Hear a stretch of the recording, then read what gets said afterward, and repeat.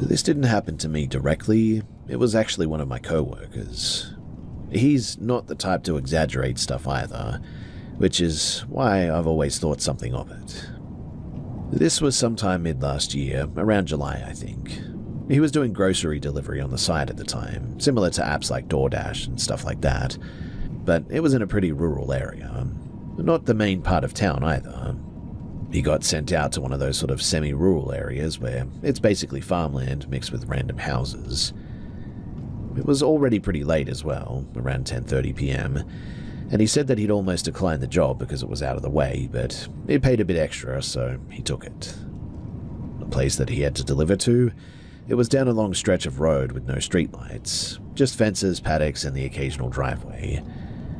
The GPS was working, but he said that it felt off because there were barely any landmarks. Everything looked the same in the dark. He eventually finds the address, though. It's one of those older houses set way back from the road. Long dirt driveway, no visible lights on except for a small one near the front door. He pulls up, but doesn't turn the engine off, just leaves the headlights on, grabs the groceries, walks them up, drops them at the door, takes the photo and turns around. Standard stuff. But then, on the way back to the car, he said that he got this feeling like someone was standing behind him all of a sudden. Not a noise exactly too, but just sort of like an awareness that you get sometimes. He turned around, but there was nothing there. He shrugs it off and gets back into the car. Now, the way that the road was set up, about 20 to 30 meters ahead was a T intersection. Straight ahead was just forest, and there were no houses, no fencing, just a line of trees. He starts driving forward, and as he's rolling toward the intersection, something hits the ground in front of him. Not small either, loud enough in fact that he slammed the brakes. It was one of those metal road signs. Not the main stop sign, but one of those smaller advisory signs. It had been standing upright, and now it was flat across the road. He said that there was no wind and no cars, no sound of anything moving it, which was strange. At this point, he's pretty on edge, and he sort of looks around with the headlights, but there was nothing that he could see. There was nobody either side of the road, no movements in the trees, nothing. He considered getting out to move it, but in the end he decided against it, and instead he slowly sort of steers around it, half on the dirt road, just wanting to get out of there. And as he turns left at the intersection, his headlights sweep across the tree line directly ahead of him. And that is when he saw it. He described it as a dog at first, medium to large size, pale, almost white coat, standing just inside of the tree line. But the part that stuck with him wasn't the dog itself, it was how still it was. No shifting, no flinching from the headlights, nothing. Just standing there looking straight at the car. He said that the eyes reflected back like normal animal eyes do, but they didn't move. No blinking, no head turn, nothing. Just completely zeroed in on him. He slowed down for a second without really meaning to, then had that gut reaction like, don't stop here. So he kept going. After he passed it, he checked the mirror, and he said that this thing got up on two legs and ran into the tree line. And upon seeing that, he literally took off. He told me that he didn't go home straight away either. He drove back toward town, parked under some streetlights near a gas station, and just sort of sat there a bit, trying to calm himself down. But here's the part that made the whole thing even worse for him. The next day, he went back during daylight, not to investigate anything weird, but he just wanted to prove to himself that it was normal, that the place was regular. The house was there, same as before, but the intersection looked different in a way that he couldn't explain. And the sign that fell? Still there, but bent at the base like it had been loose for a while. The tree line area where he saw the dog as well, there was a wire fence running along it that he somehow didn't notice at night. There were no gaps in it from what he could see, which was weird because there's no obvious way for a dog that size to be standing where he saw it. He actually ended up asking one of the nearby property owners later when he was doing another delivery out there, just sort of casually mentioning it, seeing a white dog around. The guy told him that no one in that stretch keeps dogs loose because of livestock here. In fact, he said that if anything does get out, it usually doesn't last long here. So yeah, it could have been nothing, I suppose. Loose sign, random stray, bad lighting. But he insists that he saw that dog get up on two legs and run like a person. He still delivers, but he now pretty much avoids that area if he can, even if the pay is better. And honestly, hearing him explain it all, I probably would too.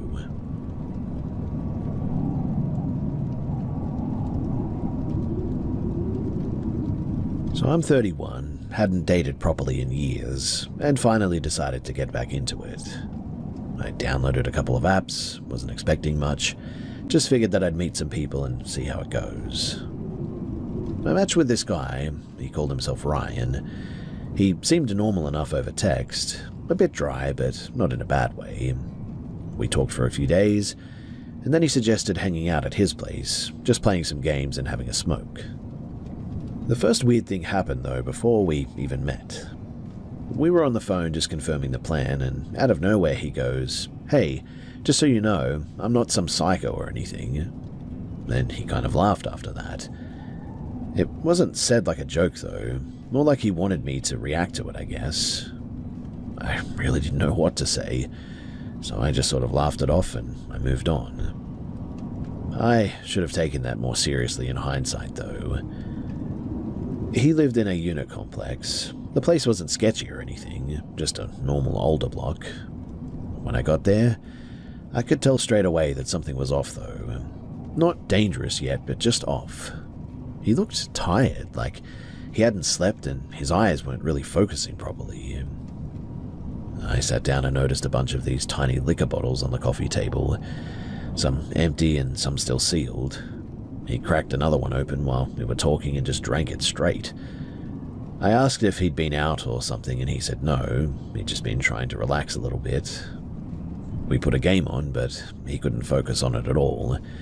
He kept restarting conversations, asking the same questions twice, then saying things that contradicted what he had just told me. Sort of like he'd say that he'd worked full-time, then 5 minutes later, say that he hadn't had a job in like 5 months. Stuff like that. Then he said it again. "You're all right. I'm not going to hurt you or anything, you know." Same tone as before, not joking, just dropped it into the conversation like it belonged there. At this point, I was a bit on edge, but I'd already smoked a bit with him, and I think that I was trying to convince myself that it was just awkwardness or maybe just nerves. He tried to make a move at one point. I went along with it for a bit, but he just sort of stopped halfway through and just sort of zoned out, like completely checked out for a few seconds. Things got weirder too. He asked if I could help him with his back because he said that it was locking up. I said sure. I've done basic physio stuff before, so I was being careful, nothing rough. And after a minute he goes, "No, that's not how you do it," and tells me to switch so that he can show me. We swap, and almost immediately I knew that I had made a mistake. He started pressing down way too hard, not like a normal massage at all, like full body weight, sharp pressure. I told him to ease up a bit and he said, "It's meant to hurt though, that's how you fix it." I told him straight up that it was too much and to stop. He didn't really stop though, just sort of adjusted slightly, still way too rough. Then he just suddenly asks me, "Do you ever think about why you don't take care of yourself?" That threw me. I've got pretty bad teeth, always been a bit insecure about it, so I assumed that that's what he meant. I just kind of shrugged it off and didn't answer properly. Then he starts talking about his sister. Says that she died a few years ago. Says that she went to a guy's house for the first time and never came back. I didn't interrupt, just let him talk. But the way that he was saying it didn't feel like he was opening up. It felt rehearsed almost. Then he goes quiet for a few seconds and says, "I think about it sometimes, like what it felt like from his side." That's when my whole body just went cold, like instantly, full-on panic response, no build-up, nothing. He was sitting on my lower back at that point, not pinning me exactly, but enough that I couldn't just get up normally. And I had this really strong intrusive thought that if I stayed still, something bad was about to happen. Not based on anything that I saw, but just sort of a gut reaction that I couldn't ignore any longer. I rolled over pretty quickly and sat up, tried to keep it casual, and said that I needed to head off because I had an early start and all that. He didn't argue, but he just sort of stared at me for a second too long before moving off.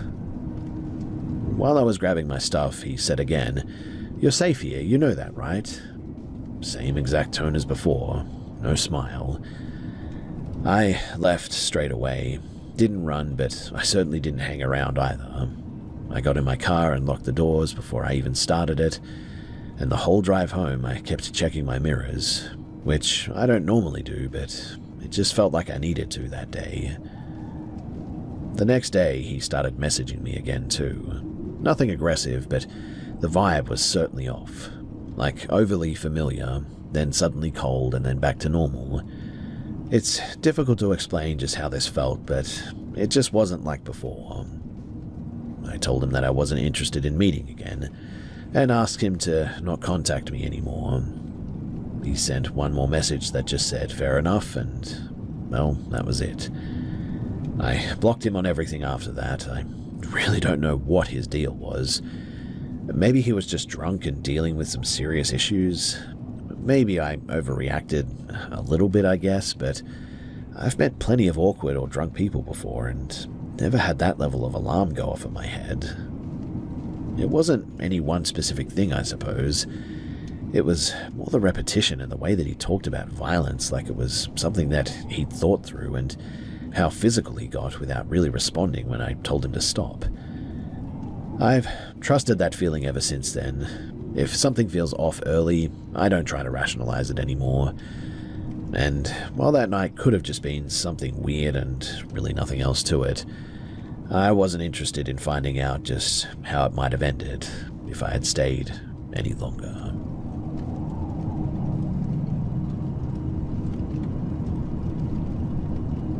This was back in 2011, when me and a group of friends, Alex, Sam, Tori, Matt, and Jordan, decided to go camping in the Great Otway National Park. We picked a backcountry spot, far off the main tracks, and none of us were drinking that night. Tori's allergic to alcohol or something, and it was a dry trip for her.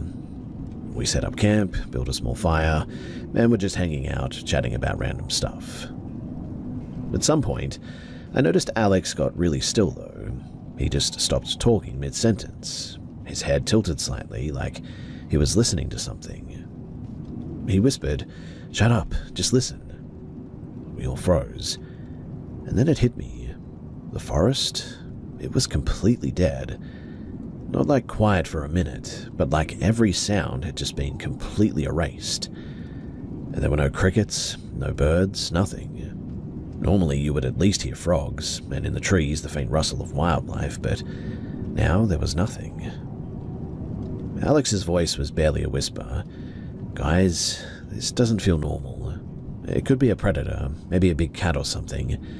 We probably want to move to the car at least." Before anyone could react though, something appeared maybe 30 meters away in the tree line. A small red orb, glowing from within, moving slowly between the trees. It wasn't a flashlight, it wasn't a firefly, it wasn't a reflection. It had its own light, like molten metal suspended in the air. It moved deliberately too, weaving behind trunks and branches, disappearing for a second and then reappearing. It lasted maybe 20 seconds, I would say, then dimmed and just vanished. And just like that, the forest sounds, they came back. The frogs, the wind, the subtle buzz of the night, it all returned at once. We sat there stunned. Nobody spoke for a solid minute. I finally said, "There's no road behind these trees, right?" We all agreed. No cars, no distant lights, nothing. We got up slowly, our eyes scanning, but we didn't see anything. We didn't talk too much after that. We decided to pack up and move to a proper campsite with other people instead. Something lit, something that felt safe. We didn't even joke about it until the next morning, when we explained the situation to the site manager, trying to make it sound sort of ridiculous so it wouldn't freak her out. Her face, though, went completely blank.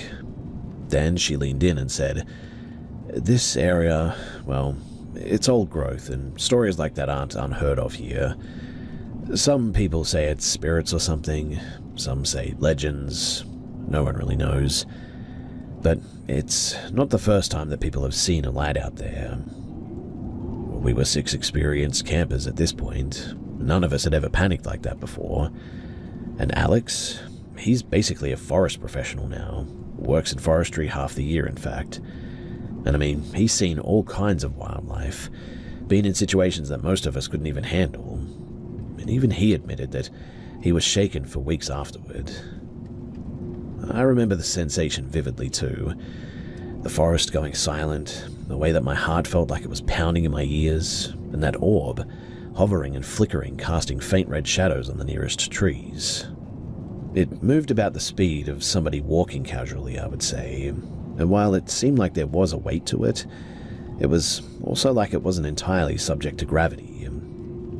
My stomach turned and I could feel my body tensing in a way that I didn't know was even possible. I've almost died before once, but the fear from that orb, I would say that it was worse. We still talk about it from time to time when we get together, and it's always the same. Goosebumps, a cold feeling in your chest, and that mental knot in the pit of your stomach. I've had nightmares about it for years, in fact. And honestly, I don't know what it was, and I'm not even sure that I want to. Even sharing this now, thinking about the way that that light moved, how the forest seemed wrong, it's giving me chills. There's definitely something out there that we don't understand, something that can make the world go completely silent for a moment like that. And it's big enough and intelligent enough that you notice it before you even realize that you're that terrified.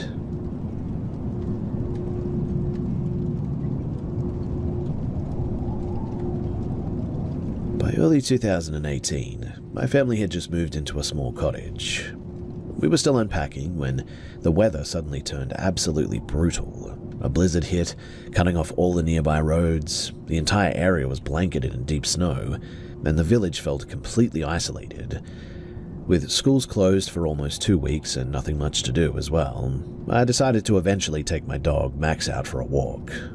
I was pretty new to the area and wanted to check out the nearby woods and the bogland. So after trudging through the snow for about 20 minutes, we reached the edge of the bog. There was a faint trail that I noticed that led into a small patch of artificial woodland, trees planted in rows, clearly human-made. I followed the trail deeper though, Max sticking close. The snow was soft and fresh, and the forest was eerily quiet. That's when I saw some strange prints. They looked like hoof prints, but small. Probably a young deer, I thought. But they also didn't really make a lot of sense. What I mean is that they started right in the middle of the trail, as if something had appeared out of nowhere, and then, just a few meters further along, they stopped. Not a trail leading into the woods, not a splash in a snowdrift, they just ended. I walked over the prints slowly, squinting at each one. They were all the same size, evenly spaced, perfectly formed, as if whoever or whatever was walking had been careful enough to not slip. I reached the surrounding snow and the trees to see if the deer had leapt off. Maybe it was hidden under the snow or something, but there was nothing. No broken branches, no scattered twigs, nothing to suggest that it left the trail in a natural way. Even Max, who usually runs ahead sniffing everything, was suddenly hesitant, growling softly at the forest. I decided to keep moving along the trail, following the prints to where they ended. The deeper that I went, the heavier the feeling in my chest became, though, like something was watching me. I kept looking over my shoulder, but I didn't see anything. Then, between 2 trees up ahead, I saw movement. At first, I thought it was a person. The figure was tall, thin, and hunched, moving in a strange, almost jerky way. Its limbs seemed too long and too jointed. and the way that it moved, it didn't feel natural. I froze. Max barked once, low and warning-like, then stayed silent. The figure stopped too. It had a pale greyish complexion, and the head, it wasn't quite human. It was elongated with a narrow face, almost no visible mouth, and dark eyes that reflected the dim light in a way that made it impossible to look away. I swear that I could also see faint hair or bristly fur along its shoulders. The arms were long, dangling almost to its knees, and the hands looked wrong, thin and claw-like fingers. It just stared at me, and I couldn't move. I couldn't speak. I felt my stomach tighten, like my body knew that I was in danger but had no way to react. I stood there like that for, I don't know, maybe 5-10 seconds, and then it turned and glided between the trees, disappearing as silently as it appeared. I tried to rationalize it, that maybe it was a deer that had lost its way in the snow, maybe a person in some kind of a costume, but honestly, there's nothing that I could come up with. The proportions, the movement, the way it appeared and just vanished like that, nothing made sense. Over the next few days, I kept exploring the bog and the surrounding forest, partly out of curiosity, but partly because I couldn't shake the feeling that something was out there. And that's when I noticed tracks that didn't belong to any animal that I knew. They were humanoid-ish, I would say, but with long, narrow feet, clawed toes, and uneven strides. Some prints were upright, like somebody walking, but others seemed crouched or sort of elongated, as if whatever it was could shift between postures. Sometimes I'd glance up and catch movement at the tree line, a shadow slipping between the trunks, but whenever I focused, nothing was there.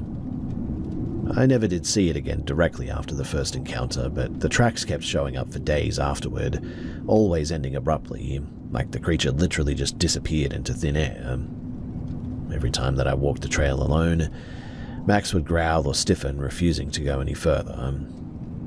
And years later, I still have no explanation. I have the snow-covered landscape, the prints, and the memory of something distinctly inhuman watching me from the woods. I took some photos that day as well, but like with the prints, nothing in the pictures shows the creature or anything really, I guess, definitive proof. The image is just like snow, trees, and shadows, and a few prints here and there that look a little bit odd. These days, though, I don't go back to that forest now. I stick to the roads and the cleared trails. But if anyone has a rational explanation for the phantom deer prints or human tracks like this, then honestly, I'm all ears. Deep down, though, I really don't think that there is one, but heck, you never know.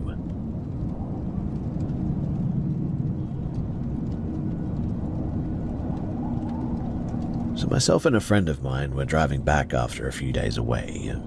It was a long, empty highway, barely any traffic. It must have been around 2 a.m., maybe a little bit later. The weather was pretty bad though, heavy rain. Not quite a cyclone or anything, but strong enough that visibility was trash and the road was basically reflecting headlights like a mirror. We'd been holding it for a while and finally pulled off near one of those sort of small roadside fuel stops. It's the kind that had like one building and nothing else for miles. It was closed.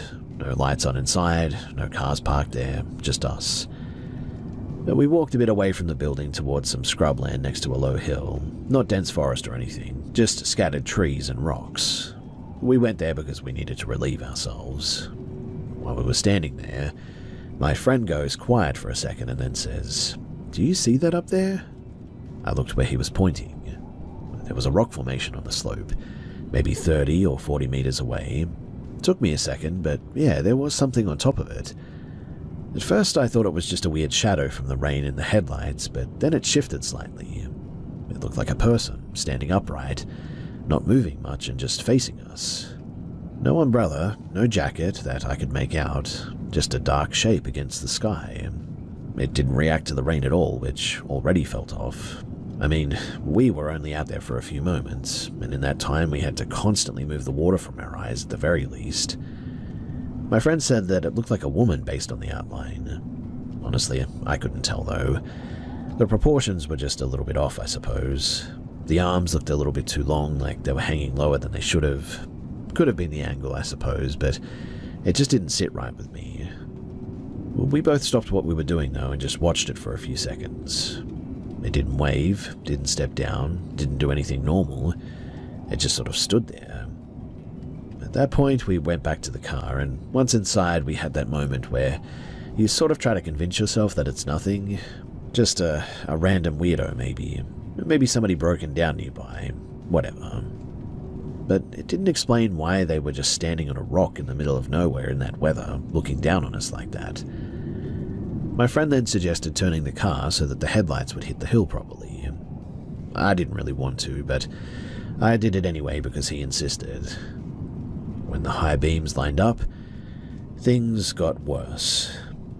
You see, the figure on the rock was gone, but instead, off to the side of the rock, we saw two people suddenly, both crouched down, dragging something across the ground. It looked like a large bag, the kind that you'd use for like heavy rubbish or maybe equipment or something. They were pulling it behind the rock, like they didn't want it visible from the road. Both of them were dressed fully dark, hoods or something over their heads. When the lights hit them, they both turned at the same time. That's when I noticed their faces. They were not normal. Covered, but not just cloth, something solid. Smooth, pale shapes where their faces should be. It could have been masks, I suppose, but they didn't reflect light like plastic usually does. More matte and no visible eye holes from where we were. They only looked for maybe a second before continuing what they were doing, like we didn't even matter. What stuck with me more, though, was just how they moved. Not coordinated like two people working together, more like they were both reacting to the same signal at the exact same time. They were sort of in sync in a really weird way. I didn't wait around. I put the car in drive and got back on the highway straight away. We didn't talk much for a bit and just drove. About 10 minutes later, my friend asked me if I noticed something else back there, and I said yeah, the masks, the bag, all of that. And he said no. But before we turned the headlights, when the figure was still on the rock, he thought that it bent down in a way that didn't make much sense. Like the legs didn't bend properly, more like it sort of folded in on itself before dropping out of sight. I personally did not see that, but it certainly lines up with how I felt at the time, that whatever was up there, that it didn't move like a normal person. Here's the part though that really bothered me.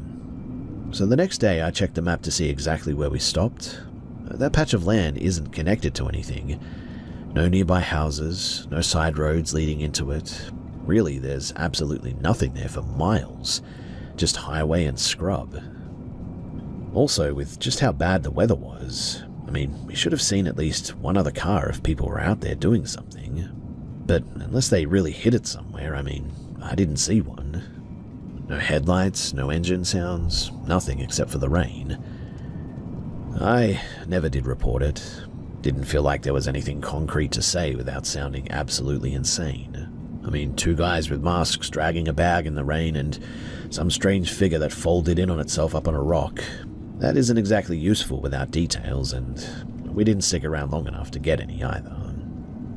Still, the part that I cannot explain is the first figure. I mean, where did it go in that split second? And why did it look so wrong to me? I haven't stopped in isolated places like that at night since then, because honestly, it's just not worth it.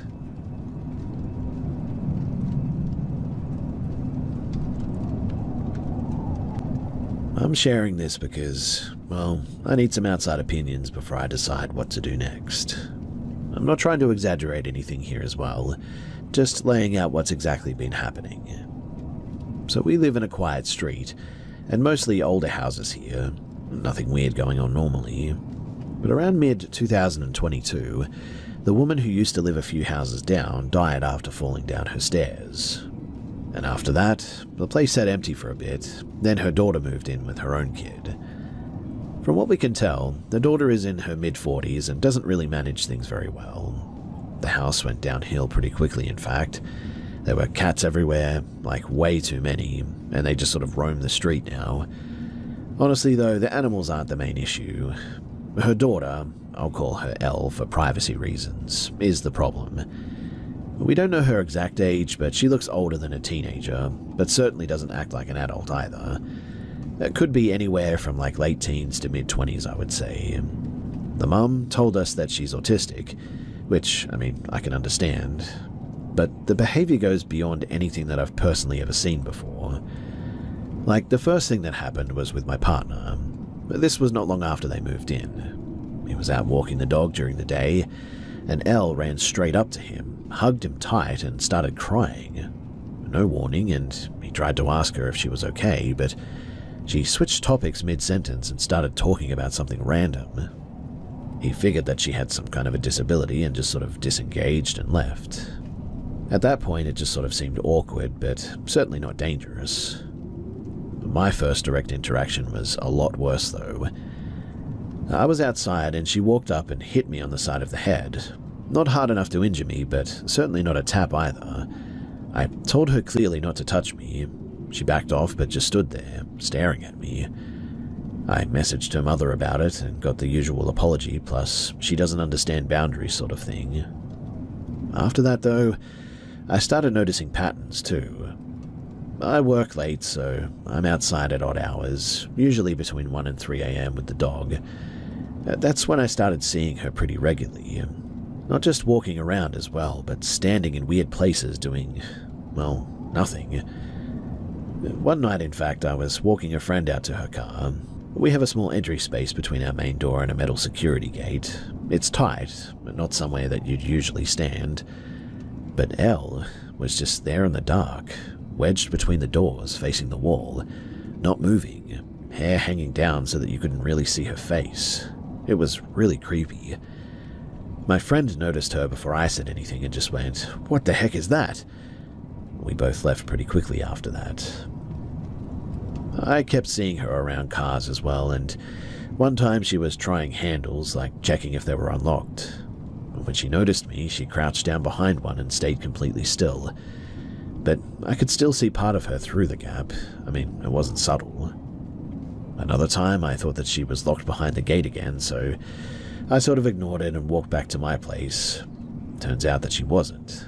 She had gotten out and was hiding near a car or something, and as soon as I got closer to my door, she came out and started walking toward me fast, saying, hey, come here, over and over again. I didn't engage. I went straight inside and I shut the door. That's when I told my partner as well that something felt really off. Not just she doesn't understand social cues, but like she was actively watching the house.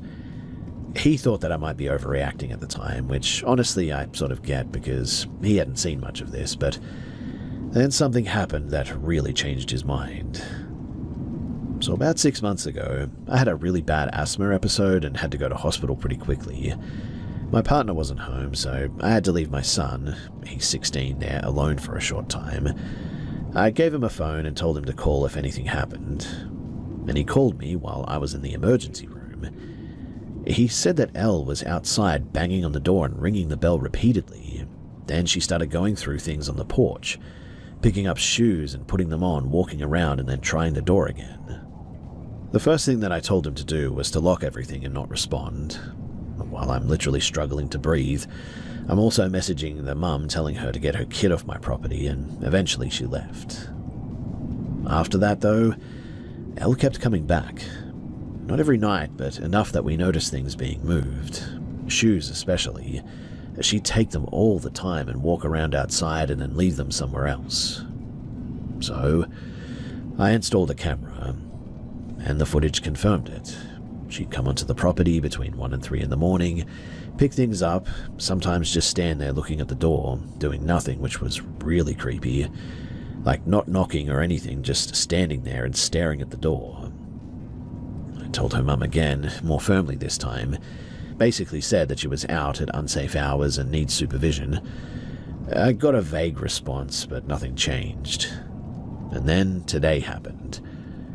So we had a food delivery arrive to our place. My partner opened the door to grab it, when out of nowhere, Elle comes around from beside a parked car, already holding some random food item in her hand. She walks straight past the delivery driver and tries to enter our house. No hesitation, no asking, just walks in like she lives there. My partner blocked her physically with his body. She kept shifting side to side trying to get around him, and not aggressive in a sort of loud way, but certainly persistent, like she was testing gaps. The delivery driver, the poor guy, just froze. Then she got really close to my partner, like face-to-face distance, and she started sniffing him. Actually sniffing. Not subtle either. She handed him the food that she was holding and said, "What are you going to call it?" He just said, "I don't know," because, what else do you say to that? She then leaned toward the delivery driver and made this sort of low growling sound, face twisted, teeth showing. It wasn't a joke or playful either. It looked forced, like she was trying to mimic something. And then she just walked off. After the driver left, my partner just stood there for a second and went, "Yeah, okay, something's not right about that one." And this is the part that's really hard to explain properly without sounding like dramatic or whatever, but when she was at the doorway, up close, he said that her face just didn't look right. Not like makeup or anything obvious, just really off. The way her mouth moved when she made that sound didn't match normal expressions, like the muscles weren't actually syncing properly with the sound. He said that it reminded him of someone trying to copy a human expression rather than actually making one naturally. And look, I know how that sounds. I'm not saying that it was anything supernatural or anything too, but it definitely was really weird and enough to shake him. And so, now we're at the point where this isn't just annoying neighbor sort of thing anymore. She's entering the property at night, trying doors, approaching us physically, and now attempted to walk into the house while we were distracted. Her mum isn't controlling it or trying to do anything about it too, and we're considering reporting it, but we're not sure how that goes given the situation. Right now we've added more cameras and keep everything locked, even during the day. And I don't think she's just wandering as well. I think that she's actually fixated on this house in particular, and on my family. I don't really want to wait and see how far that goes, and so that's why I'm here. Do you guys have any advice or know anything about how to handle something like this?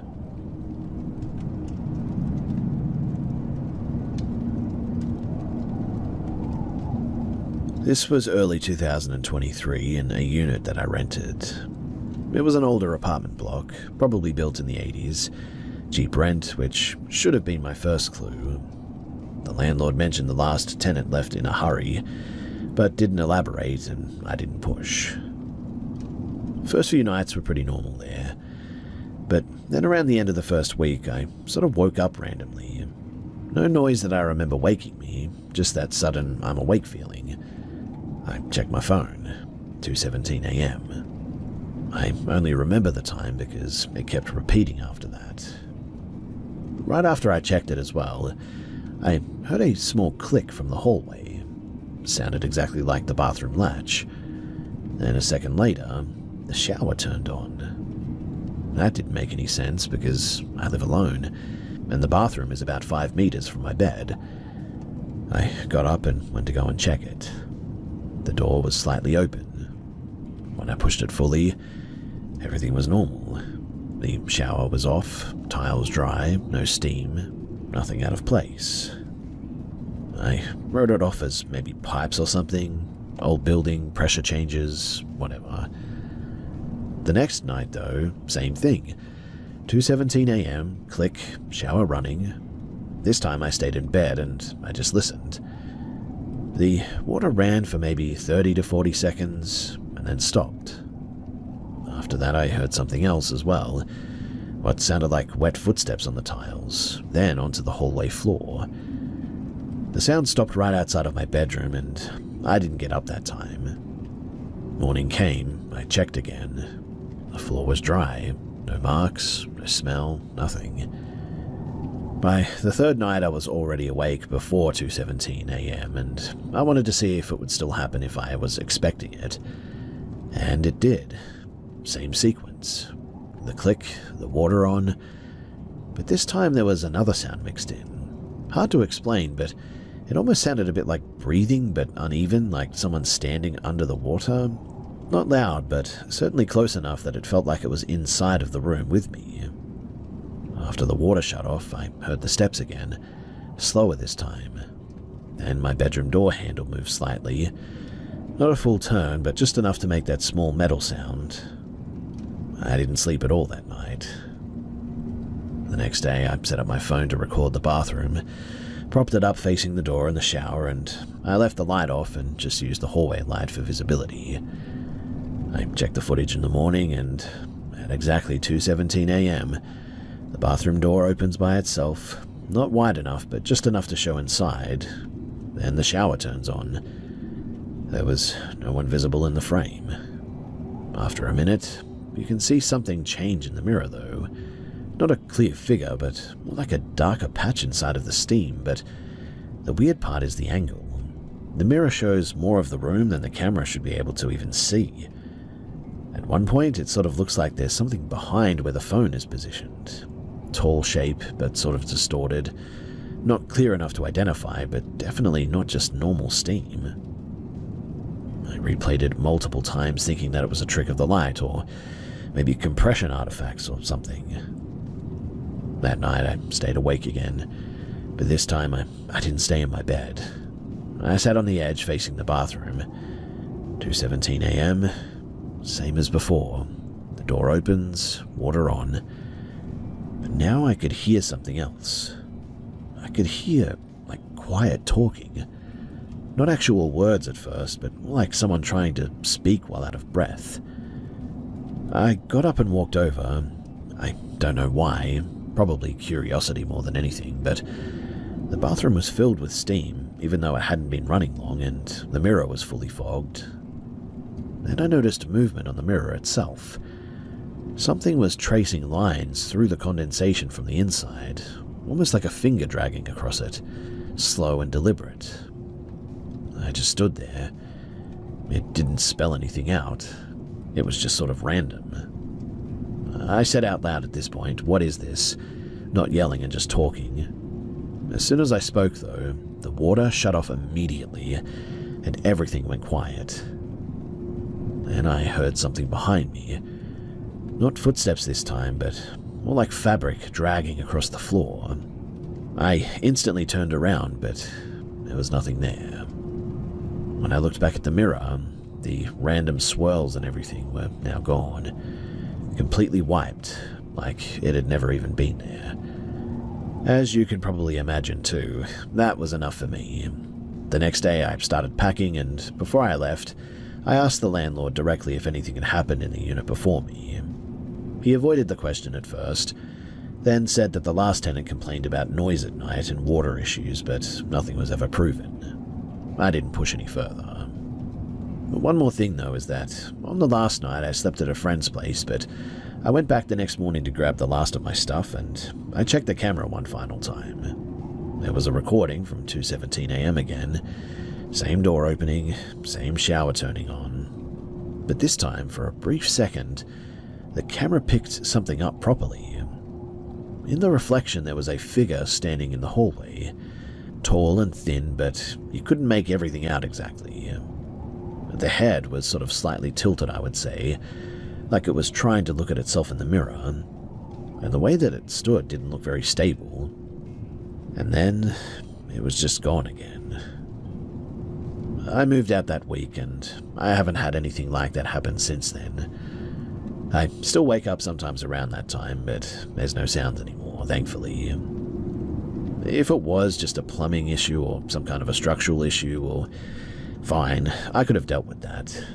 But I've lived in older places before, and I've never experienced anything like this.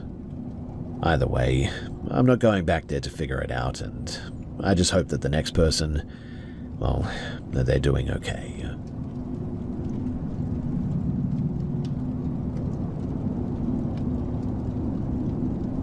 A few years back, me and my mum went to stay with my grandfather.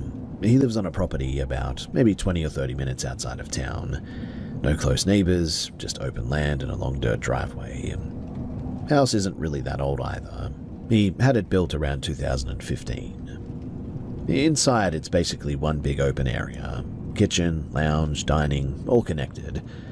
There's also one bedroom downstairs and a loft above it, laundry room at the back with a door that leads straight outside where the cars are, and at night, it gets properly dark out there. No street lights, nothing. And once the sun is down, you're just sort of in it. But we had been there a couple of days at this point. And one night, probably around 11:30 or so, my grandfather had already gone to bed and my mum was on the couch scrolling on her phone. I was sitting off to the side doing the same. And then we both heard the back door open. Not a slam and not a bang, but just that slow creak like someone pushing it in carefully. We both looked straight toward the laundry. No talking, just that look like, "Did you hear that?" Then came footsteps. They started from the laundry and moved through the house exactly how someone would walk it, past the kitchen, across the open floor, toward the front area. The sound was heavy, like boots on wood. Not quick either, slow space steps. There was also breathing. Not loud, but definitely enough to notice it. Like someone who'd just walked a long distance, maybe, and the steps stopped right near where my mum was sitting. We didn't move, just kind of locked in place. I remember looking at her and she had this same expression that I did, like we both knew that this wasn't normal, but didn't want to be the first to say anything. After maybe 10, 15 seconds, we got up and we went to go and check the laundry. The door was closed, but we still locked it anyway. We did a quick look around the house, but there was nothing there. No footprints, no sign anyone had actually come in. Nothing. We didn't tell my grandfather in the end. He's older and probably wouldn't have handled it well, or maybe even just brushed it off completely. That night, though, I barely slept. The next day, Mum went around doing her thing, burning stuff, saying prayers, or whatever it was that she was doing. I'm not really into that personally, but she was clearly shaken, which really is not like her. I've stayed there a couple of times since then, including alone. That's where things got worse for me personally. When I stayed alone, I slept up in the loft there, and you can see down into the main living area from there. The first night, I kept the lights off and just tried to ignore everything, but at around 2 in the morning, I started hearing movement downstairs. Not clear footsteps like before, more like shifting weight, I would say. Like the floor creaking in spots where someone could be standing still rather than walking. At one point, I looked over the edge. I didn't see anyone, but I did see something that didn't really line up right. There was sort of a shape near the kitchen area, but I couldn't really make it out exactly. The height and the posture were a bit strange, too tall for where the ceiling dipped slightly, and the way that it was positioned didn't match how a person would really stand. But it sort of looked like it was leaning forward, but still upright at the same time. I watched it for a few seconds, trying to make sense of it. Then it moved. Not a normal step, too. More like it shifted its whole body sideways, without adjusting its legs properly. It did not look like a natural movement at all. I went straight back from the edge, and I didn't look again. After that, I put headphones in, and I didn't take them out until morning. The next time that I stayed there, I blocked the loft opening with a blanket so I couldn't see downstairs at all. Still heard things though, like low talking but no actual words that I could make out. It wasn't constant, but just enough to keep you from settling. And well, after this, I don't stay there alone anymore. Now, the other part of this that really added to it all is that in early 2024, I spent a month somewhere nearby, and I was staying near a river that locals don't like being around at night. My girlfriend at the time lived across it, so we had to cross a bridge pretty regularly. Every time we crossed after dark, she would get tense as well. Not joking around either, but actually anxious. I asked her about it, and she said that people avoid that stretch because of things that have happened there in the past. I spoke to an older woman who lived near the river. Limited English, but enough to understand each other, and she told me straight up that she sees things near the water at night and doesn't really question it anymore. Said that during the war, bodies apparently ended up in that river. While I was there, I didn't see anything clearly like at my grandfather's place, but I did notice the same kind of feeling, I guess you could say, like your body picking up on something before your brain really does. Just a heavy, uneasy feeling for no obvious reason. One night, though, riding back over that bridge, I glanced down toward the water and I saw something moving along the bank. It looked like a person at first, but the way that it moved really didn't match walking. It was slow to the ground, then upright again, then gone behind some brush. It could have just been an animal, I suppose, but it didn't move like one that I recognized. I didn't stop to check, though, so I don't know. I can't be sure about that one. But between that and what happened back at home, I've stopped trying to fully explain all of this. I'm not saying that it's anything specific. I mean, it could be anything really, but that night with my mum, we both definitely heard those same steps, same breathing, same path through the house, and whatever I saw from the loft wasn't something that I could match to a normal person moving around downstairs either. I still go out to the property from time to time, just not overnight unless somebody else is there with me, because that's about as far as I'm willing to test it.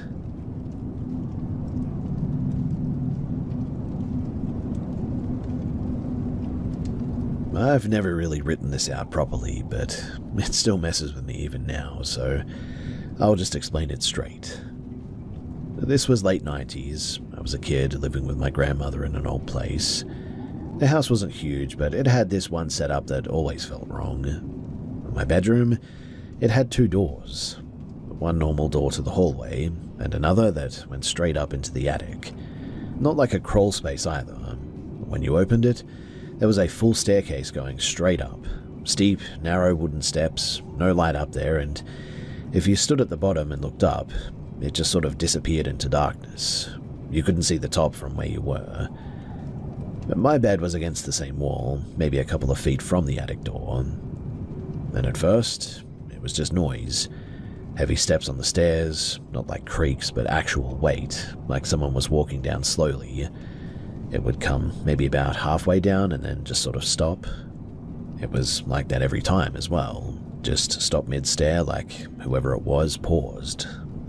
There were no footsteps going back up either, just silence afterward. This started happening when I was home alone. My grandma worked as a live-in carer, so she'd be gone like a couple of days at a time sometimes. It was just me and my younger brother in the house a lot. And then it escalated. One afternoon, broad daylight, I'm sitting in my room and the attic door handle starts turning. Not a shake from like loose fittings, but like someone on the other side actually trying it, slow and then harder. I didn't stick around to figure out what was going on. I ran straight out of the house and sat on the back steps until somebody came home. That also happened more than once.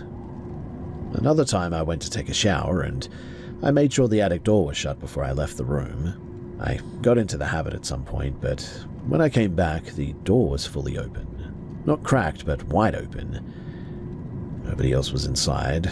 My brother was outside at the time. But I didn't even go back in properly. I just grabbed what I could and I left. The worst one, though, that's the one that stuck with both of us. So one morning before school, I was getting ready and my little brother was in my room, messing around with some old tapes or something. We were both in there, nothing unusual going on, when, out of nowhere, he just sort of bolts. No warning, no yelling first. He just sprinted out of the room, through the house and straight out the back door. Didn't stop to grab shoes, didn't look back, nothing. Obviously, I followed him outside, but he was already gone down the street. We didn't find him ourselves. Police picked him up a few miles away, barefoot. He had a fever by the time that they brought him back, which didn't make sense because he was completely fine earlier that morning. He didn't explain what had happened right away. In fact, it took years before he even said anything about it. After that day, I was done sleeping in that room, though. Couch, floor, anywhere else but there. If my grandma was home, I'd sleep in her room as well. Eventually, she asked me why, and I told her straight. Something was coming down from the attic when she wasn't there. What I didn't expect was her reaction. She didn't laugh it off, didn't argue, and just went really quiet. Later on, when I was older, she admitted that she had heard things too. Not the same as us, but enough that she didn't like going near that part of the house at night. She had someone come over, a church guy apparently, and they went through the house saying prayers, doing their thing. After that, the activity did drop off a bit. Not completely gone, but definitely not as frequent. Anyway, I moved out as soon as I could when I got older. And here's the part where my brother eventually told me. So years later, he said that when he was in my room that morning, he heard the steps coming down the attic stairs, same as I used to. But this time, they didn't stop halfway. He said that two figures came down. He described them as looking like people at first glance, but wrong when you looked properly. He said that the faces just didn't look clear to him, just kind of flat and hard to focus on. He said that they walked straight up to him, grabbed him, and lifted him off the ground. Not violently, but just like he weighed nothing. Held him there for a few seconds, and then dropped him. And as soon as his feet hit the floor, he just ran. He swears, too, that that's exactly what happened. And knowing how he reacted that day, I really don't think that he made it up. I never saw anything like that myself personally, just heard the steps, the handle, and the door. But I will say this. Those footsteps never sounded like a normal person using stairs. The spacing was always wrong. Too even and too heavy, like something placing weight without adjusting properly. I'm in my 40s now, and I still think about that house. Every now and then, I'll drive past it when I'm in the area too. Nothing looks different from the outside.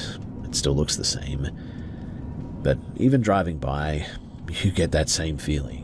Like you just really shouldn't be there for too long. I don't dream about monsters or anything like that. It's always the same setup to me. Me sitting in that room, hearing something come halfway down those stairs and then stopping. And always just waiting there.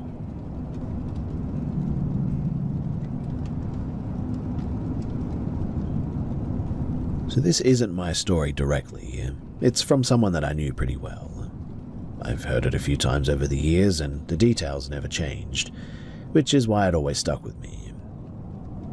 So this happened around 2018 when she was doing a semester abroad. She was sharing an apartment with two other students in one of these older concrete buildings.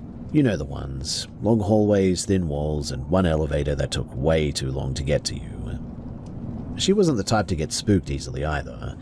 Pretty practical person, not into ghost stuff at all.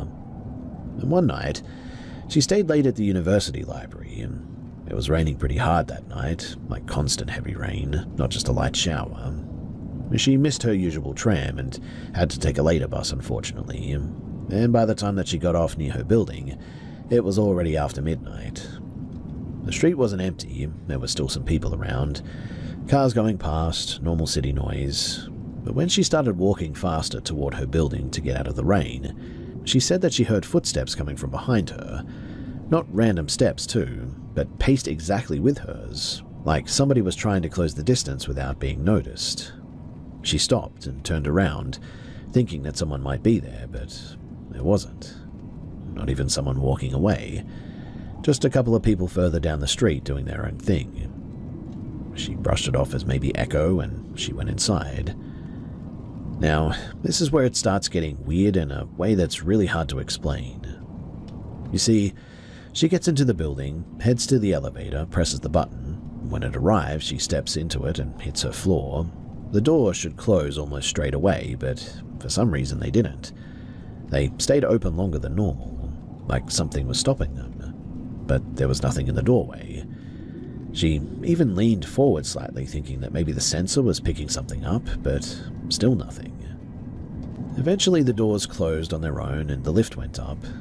When it reached her floor and opened, she said that she had that same feeling again, like someone was right behind her. Not just a feeling either. She said that she could hear it. Footsteps again, same pace, right on her timing.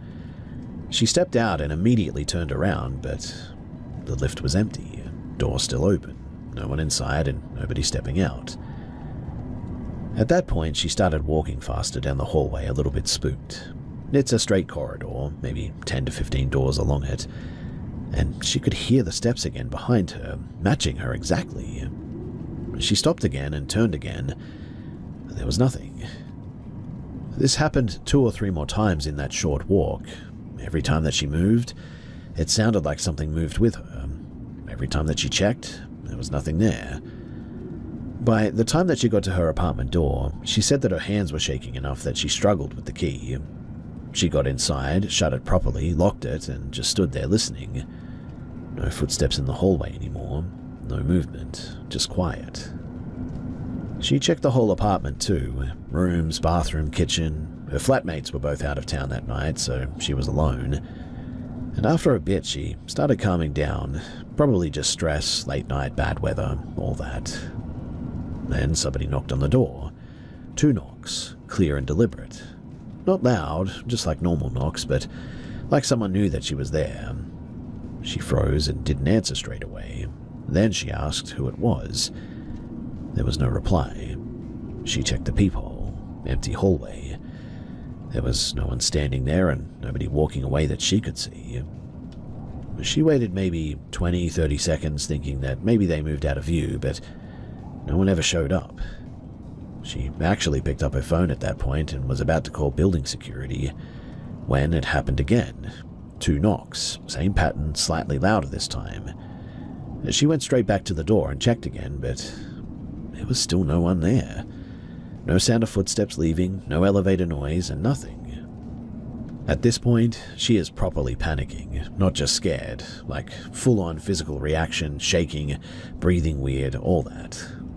She called security from the building intercom, though, and also started dialing the police on her phone. While she's on the call, it happens again. 2 knocks.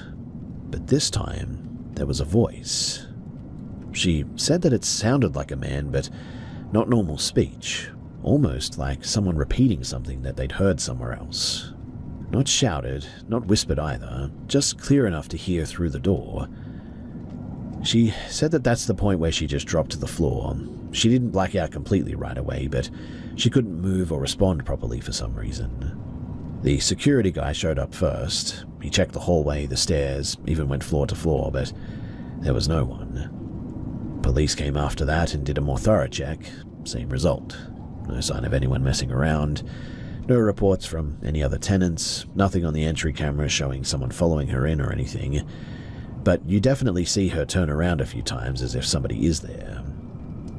Now, here's the part that's always stuck out to me when she told it later. You see, the building had cameras at the main entrance and near the lifts. Security reviewed it with her the next day, and she walks in alone, stands at the elevator alone, gets in alone, doors stay open for longer than usual, noticeably longer, but there's nobody else entering. And when the lift reaches her floor, the camera in the hallway shows the door open and her stepping out. No one behind her, no delay, no shadow, nothing of that sort. And after she goes into her apartment, no one is seen walking up to her door at any point before the knocks happen, but you clearly hear the knocks. After that night, she didn't stay there alone again.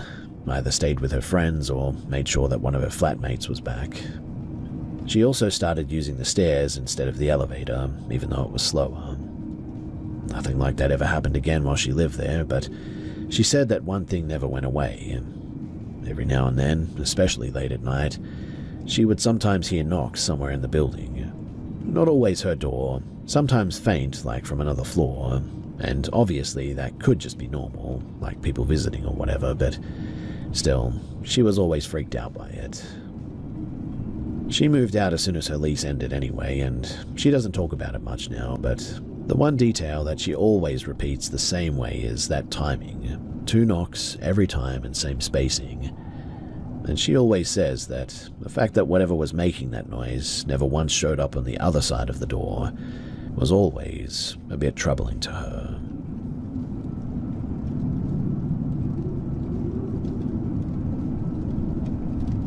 This all started last year, when me and my girlfriend were living in a small apartment complex in Columbus.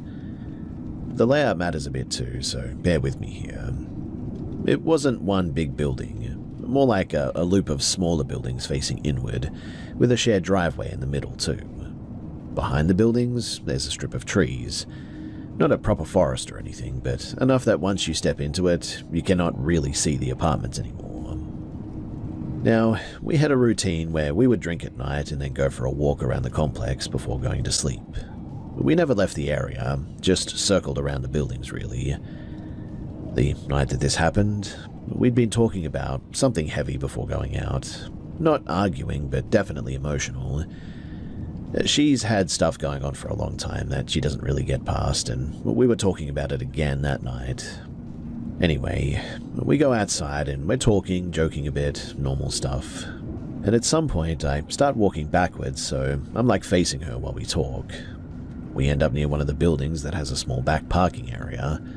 That part of the walk barely has lighting, but maybe one weak light and a couple of cars usually parked there. And while I'm walking backwards, I hear a woman say, "Hey."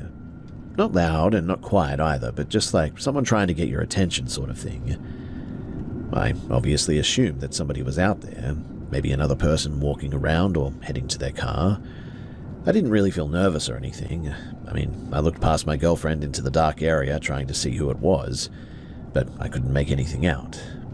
So I said, "Hey," back. Twice, actually, because I thought that maybe they didn't hear me at first. Now, this all happened pretty quickly, but my girlfriend hadn't even turned around yet. She was still focused on me. Then she finally looks behind her, and the second that she does, her whole face just changed, like immediate panic. No hesitation, and she just turns and literally runs. I didn't ask anything, I just ran with her. We didn't stop until we got back to the front of the building. She sat down on the steps trying to catch her breath, and I asked what the heck just happened. She said that there was something standing in the parking lot behind her, not moving toward us, but just standing there. And she described it as looking like a person shape-wise, but completely wrong. Way too tall for how thin it was, and she said that the skin looked completely white, like no color at all. The part that got me was what she said next, though. She said that it turned its head toward us, but not in a normal way, more like it snapped into position instead of moving naturally. I didn't see anything myself personally, I only heard the voice. We went back inside and we locked the door, and just tried to make sense of it all. At the time, I sort of leaned toward it being somebody messing with us. Maybe someone standing in the dark, maybe lighting made them look weird or something. Maybe we were both just sort of off because we'd been drinking. She didn't agree, though. She thought that it was something attached to her. She had moments before where she thought that she saw things out of the corner of her eye, but I'd never experienced anything with her, well, until that night. But after that, we stopped doing those walks altogether. Nothing major happened again while we lived there, but she would occasionally say that she felt like someone was watching her when we were outside at night. We moved out a few months later, different part of the state, new place, new setup. I honestly forgot about the whole thing. Then, more recently, I went out of town for a couple of weeks to visit some family near Asheville. She stayed behind, crashing at a friend's place while we were sorting out another move. And that's when she told me something that she had never mentioned before. For about a week, she said that someone had been coming up to the living room window at night and just standing there and looking in. Not knocking and not trying to get in, but just standing close enough that you could tell that something was there, but not clear enough to see the details. She said that it looked like a shadow most of the time. I immediately assumed that it was an actual person. That's the logical answer, right? So I told her to call the police if it happened again. But she said something that really bothered me. She said that it would only stay for a bit and then leave, and that it always showed up around the same time each night. She never called anyone because it stopped on its own after about a week. But then, a couple of days after telling me that, she said that she saw something inside of the house, just briefly, like something leaning around a corner watching her, then pulling back. She only saw part of it, but she said that it looked pale, same kind of white that she described from that night at the apartments. At that point, I went back and read what I had written about the original incident, and that's when it started lining up in a way that I really didn't like. I still don't fully buy into anything paranormal, I guess you could say. I mean, at the very least, I would rather it be a person, a creepy one, but still something real and something that you can deal with. But here's the issue. Different location, different house, different surroundings, and she's describing basically the same thing without trying to connect it herself at first. Also worth noting is that nobody else at her friend's place has seen anything. No neighbors reported something lurking around, no signs of someone trying to break in or anything. But right now nothing is actively happening, which I'm grateful for. She hasn't seen it again since the last time inside of the house. We don't really talk about it much because, well, there's just not much that we can really say about it or do about it. I cannot prove anything. She's not the type to exaggerate stuff like this, though, I guess. If I had to land on something, I'd still say that there's probably a normal explanation. Someone outside that first night, maybe stress, maybe lighting playing tricks, maybe even someone watching the house later, which is kind of creepy when you really think about it. But the timing, the repetition, and the fact that I heard someone that wasn't really there when I checked, that part I struggle to explain cleanly. So yeah, that's really it, and I'm not saying it's anything specific, but I'm just putting it out there because it's one of the few things that I haven't been able to write off, properly at least.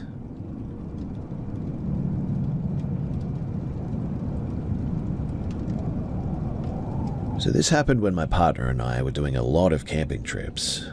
We weren't new to it either. We'd been doing regular trips for years in all kinds of weather. We were also pretty comfortable being out in the middle of nowhere. We heard about a smaller campground on the west side of an island, but sort of out of the way, not a major touristy spot. That's usually what we go for anyway, less people and quieter.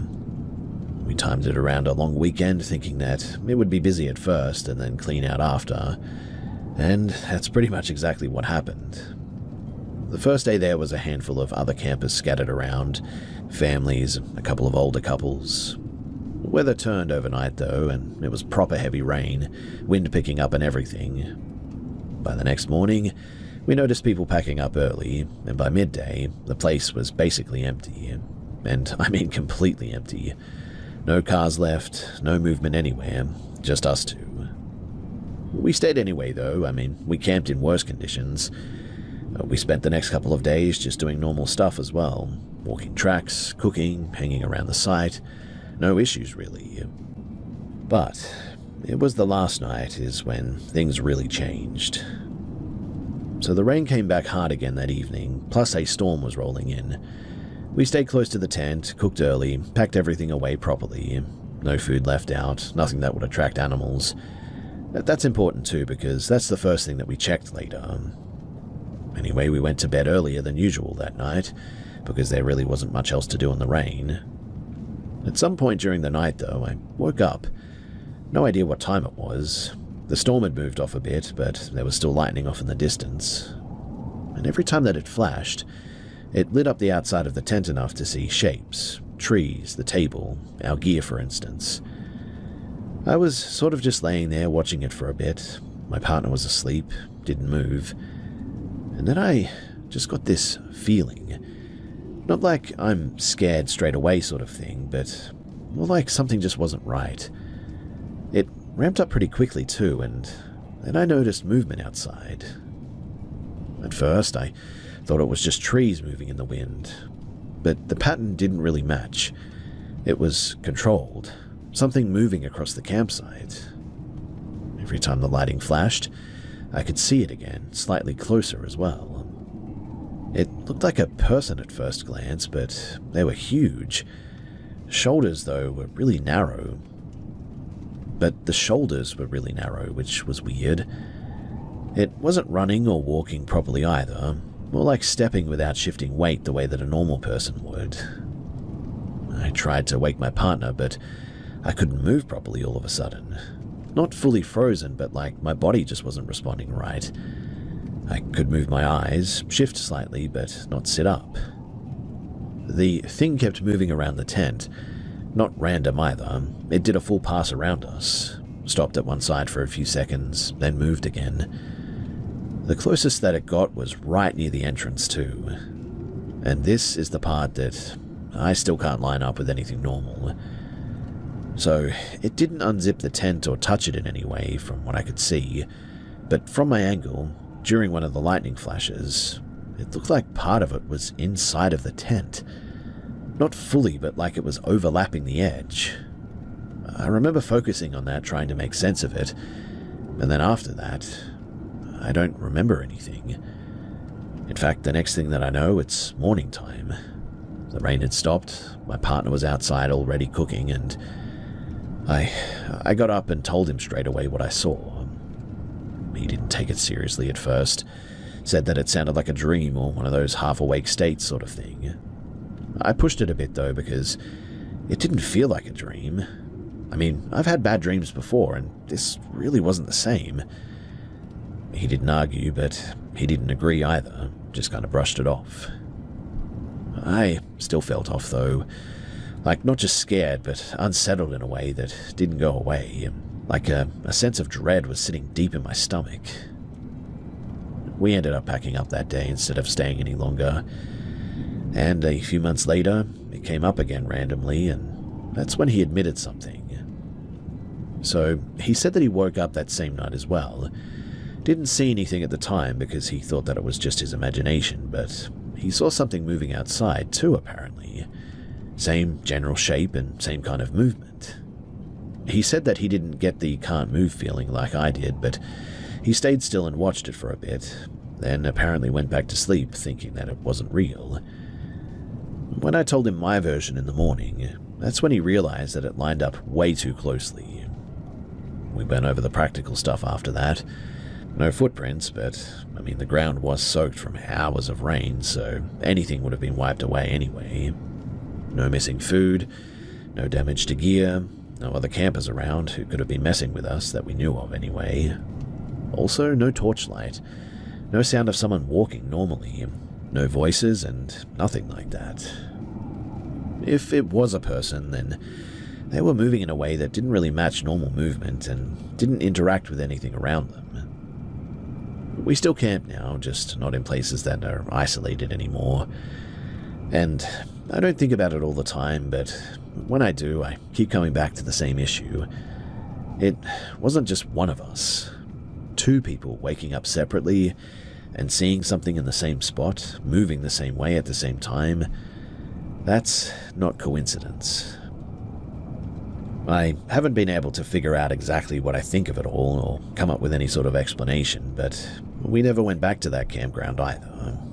Not really because we think that something's there permanently, but just the feeling that we get when we think about that place, well, it's certainly not good.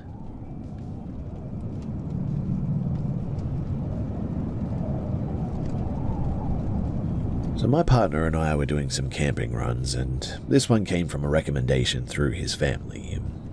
One of his relatives kept going on and on about this remote spot, said that it was quiet, good fishing, hardly anyone goes that far out. While we were talking about it, his aunt basically cut in though and said that she hated the place. Not in a joking way either. She said that from the moment that they drove in that she felt off and didn't want to leave the tent the whole time. She couldn't explain why, but just said that the place just didn't feel right to her. We didn't take that too seriously. People get weird feelings in the wilderness all the time, right? Well, the drive, it was longer than expected. Once you turn off the main road, it's just dirt track for ages. No reception, no lights, nothing. We ended up arriving late because we took a wrong turn earlier on as well, and so by the time that we got close, it was fully dark. Only thing lighting anything was the headlights and a really bright moon. You pass a stretch before the campground though, where there are a few old buildings, some still used as holiday cabins, most just sitting there empty though. Not a full ghost town or anything, but clearly not active either. Anyway, we set up quickly and didn't explore that night. We ate, we cleaned up, and we went to sleep. The next day, we walked around properly. The place was basically empty. I think that we saw maybe one other car the entire time that we were there, and it wasn't near us by any means. Our side was near the water, though, a bit off to the side from the main area. Everything was pretty normal as well during the day. At some point, though, that afternoon, my partner sort of wandered off to fish for a little bit. When he came back, he had this metal pot with him, not small either, one of those heavy black cooking pots. Looked old, like it had been sitting out there for years. So I asked where he got it from, and he said that it was near the edge of the water, half buried in mud. I told him that he probably should have left it there, but he just shrugged it off and put it out near our gear. Now, nothing happened straight away after that, which is why I didn't connect it at the time, but later on we both had a nap in the tent and I woke up first. I could hear someone moving around outside, footsteps close to the tent. Not animals, way too steady and too deliberate for that, so I assumed it was him, and I didn't react right away. But then I heard him shouting. Not panicked screaming, but loud like he was trying to get somebody's attention, saying stuff like, "Hey, and what are you doing there? And this is our side." That's when I sat up properly. The way that he was talking, it wasn't casual. It sounded like he was dealing with someone who wasn't responding. I started getting up to go out, but before I unzipped the tent, he came back in. He looked off, not terrified, but confused and certainly a bit shaken. He told me that there was a guy standing near the water, not doing anything aggressive, but just sort of standing there and stepping into the lake like he was searching for something. There was no reaction when spoken to, no turning around, no answering. Now, it was pretty cold at the time, not freezing, but definitely jacket weather. The guy apparently had no proper gear on, no jacket, no shoes that he could see clearly anyway, just walked straight into the water like temperature didn't even matter. He tried calling out again, louder, but nothing, no acknowledgement at all. Then the guy just walked back out and headed away from the site. Didn't rush, didn't look back, just left. My partner said that he was going to follow him just to make sure that it wasn't someone lost or in trouble or whatever. I told him not to though, but he went anyway. He was gone maybe 10 minutes, and when he came back, he said that he couldn't find anyone. But not just that. There was really nowhere that the guy could have realistically gone in that time without making noise or being seen at least. There were only a couple of other campsites in that direction, and they were empty. No cars, no gear or anything. Also, there were no tracks leading off clearly. The ground near the water was soft, so you would expect footprints, but between the damp soil and the debris, it wasn't obvious enough to track. We sort of both went quiet after that. At that point, it stopped being maybe we imagined something and turned into there was definitely something here and now they're gone. We packed up some of our stuff that evening just in case we decided to leave early as well. Nothing else happened that night, but neither of us really slept properly. The next morning, though, we had a look around the area in daylight. Tried to find where the pot came from, too. Couldn't find anything that looked like an old campsite or a structure nearby. We ended up leaving that day instead of staying any longer, too. On the drive out, we passed back through the section with the old buildings. One of them had a small group of people just sort of outside doing some maintenance work. My partner actually stopped and asked if anyone else had been camping near the lake or anything that they had seen. They said no. One of them mentioned, though, that occasionally people wander through from further out, but it's rare and you'd normally hear vehicles or see signs of it at least. We didn't mention the details and we just left it at that. But looking back on it all, the timeline just doesn't really work. From when we first saw the guy to when he disappeared, there just wasn't enough time for someone to walk far enough to be completely gone without making noise. Also, the lack of response. I mean, even if someone didn't want to engage, you'd at least get some kind of reaction when someone's yelling directly at you from a few meters away, surely. I really don't know what to make of it. I mean, it was a really weird situation. Either way, though, we left the pot behind when we packed up. didn't take it with us. And hey, call us superstitious, but I just didn't feel like it was something worth bringing home after all of that.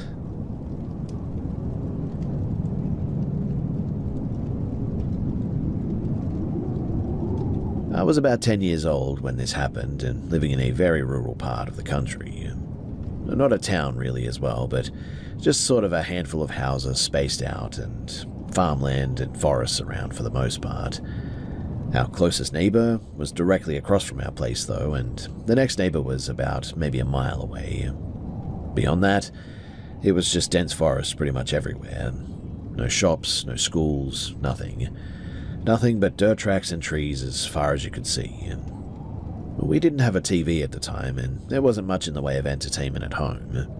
My siblings and I, we mostly read, played with toys, or rode our bikes. We had a couple of yard dogs, both pretty alert, and I never remember feeling unsafe around here. For years, too, it was pretty quiet, almost too quiet, in fact, but here's some background about me. I've always had weird experiences with things that I just cannot explain. As a kid, I occasionally had things like whispers when nobody was there, light touches, or objects seeming to move. Nothing terrifying most of the time, but just a bit odd, I guess you could say. And I never really sorted it out either. It was always just there. Now, one afternoon, I was outside, watching the dogs run around the yard, when I saw someone jogging down the dirt road. He was a man, white, wearing shorts and a t-shirt, running toward the dead end of the road. I'd never seen him before. The dogs, they didn't bark or react at all, too. My mum didn't see him either, and didn't know who I was even talking about when I mentioned him. I didn't think too much of it at first, but a few days later I saw him again jogging the same way. This time I grabbed my bike and I followed him for a little bit. I stayed a little ways behind, quiet, almost frozen with a mix of fear and curiosity. And the weird thing was that I didn't hear any footsteps, nothing while he was running. Just the soft sound of the tires on the dirt road that I was riding my bike on, and he didn't turn his head or acknowledge me in any way. The road ended, though, in a tall, sort of overgrown grass area that reached about mid-thigh. The man just ran straight into it. And here's the really strange thing. So, there was no rustling, no sound, and nothing moved around him when he did. He sort of seemed to glide through it almost. My instinct screamed at me to stop, but something made me keep going a little bit further. I got off my bike and I took a step toward the grass when I heard my mum's voice come from behind me, shouting, "Maggie."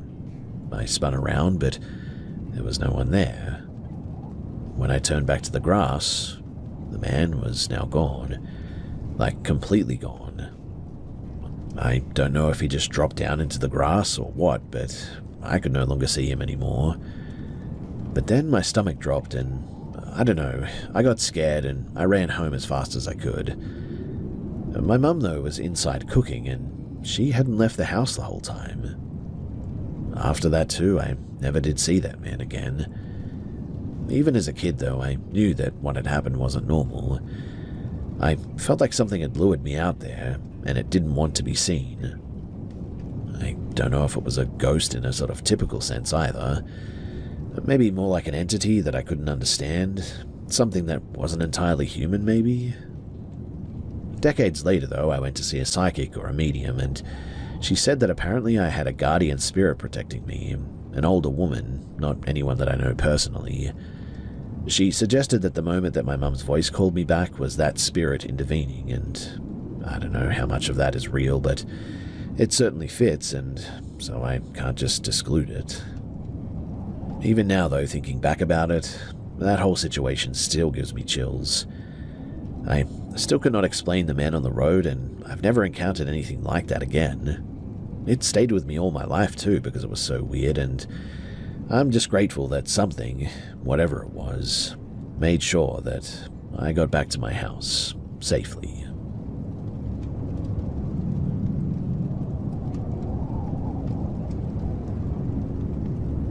Every night, I take our dog Milo out for the final walk somewhere between 11:30 and 3 in the morning. Usually it's just me and him, the street is pretty much dead quiet, and the occasional car passes maybe once every 20 minutes.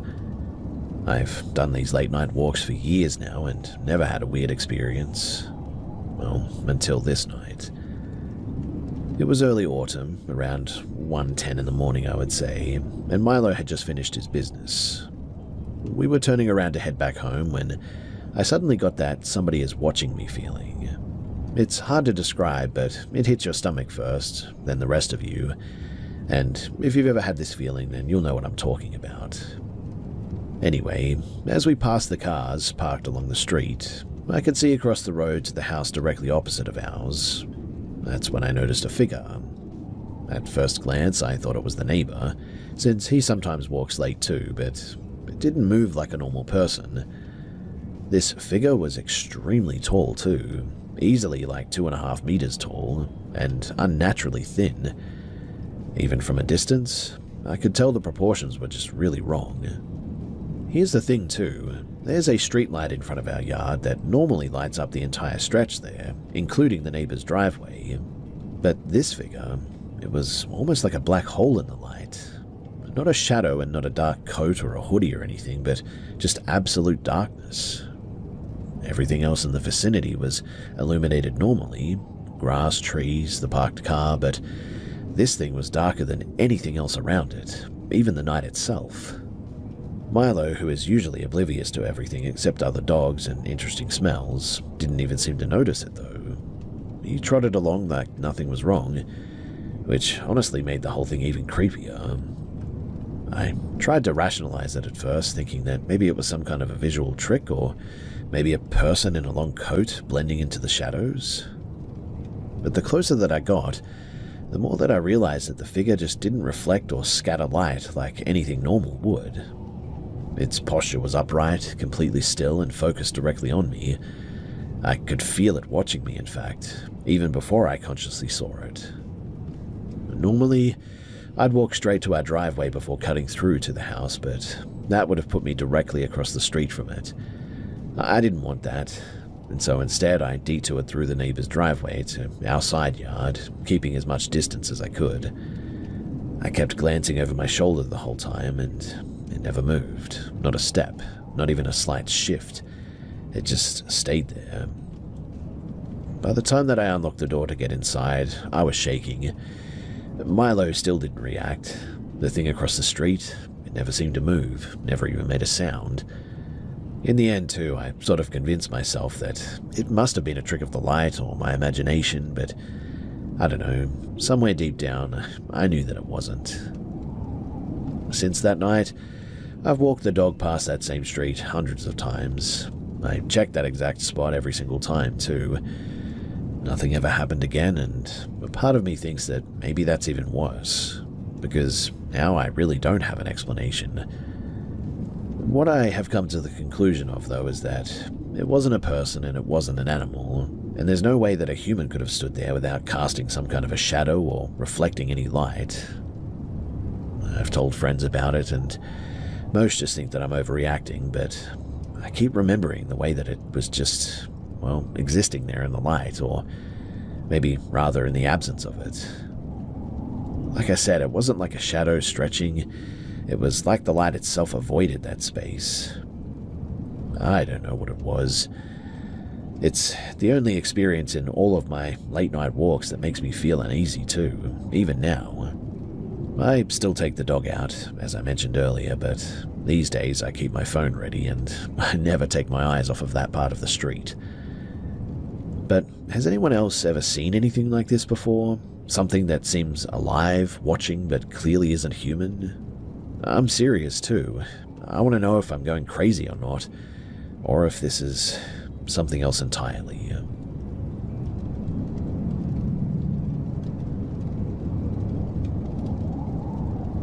I don't usually get freaked out while hunting.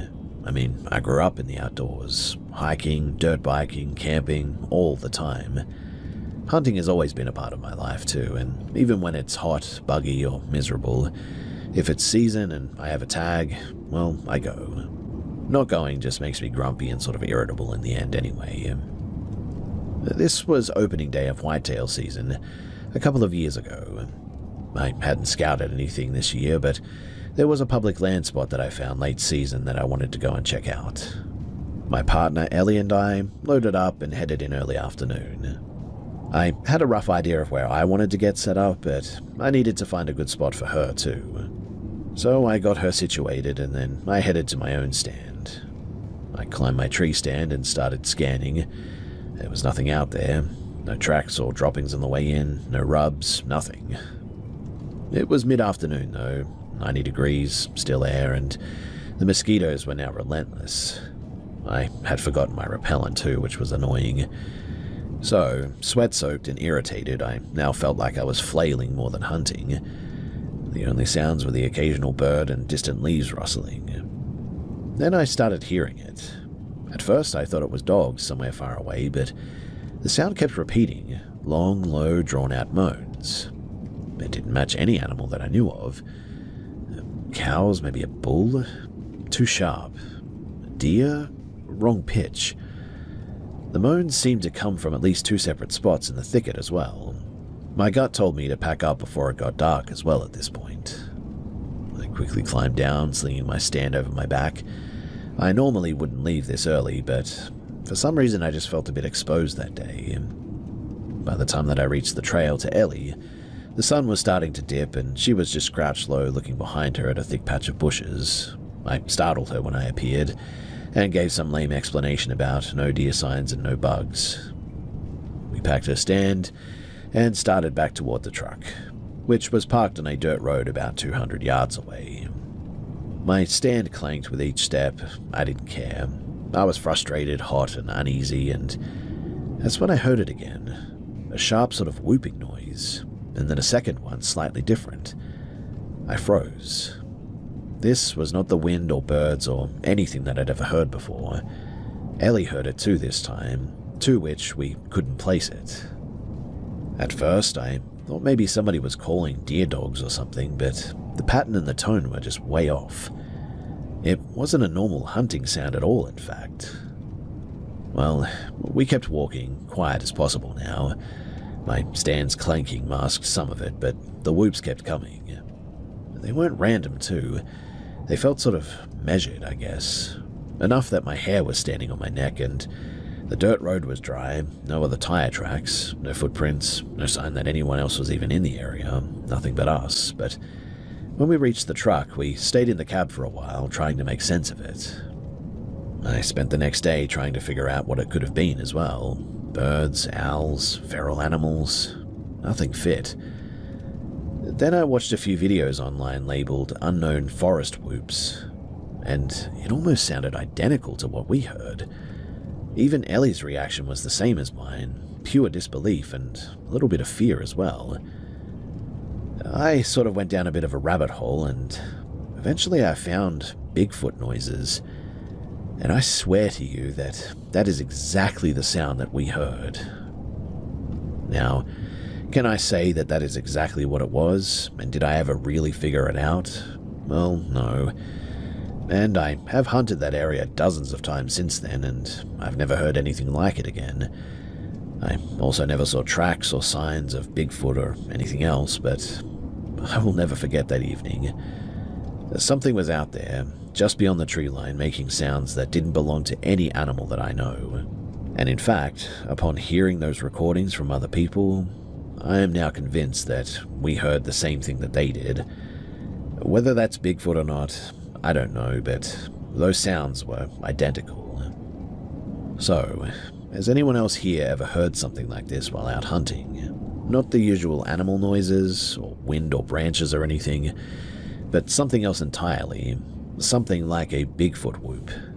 Because if it's not human or animal, well then, I really don't know what it is.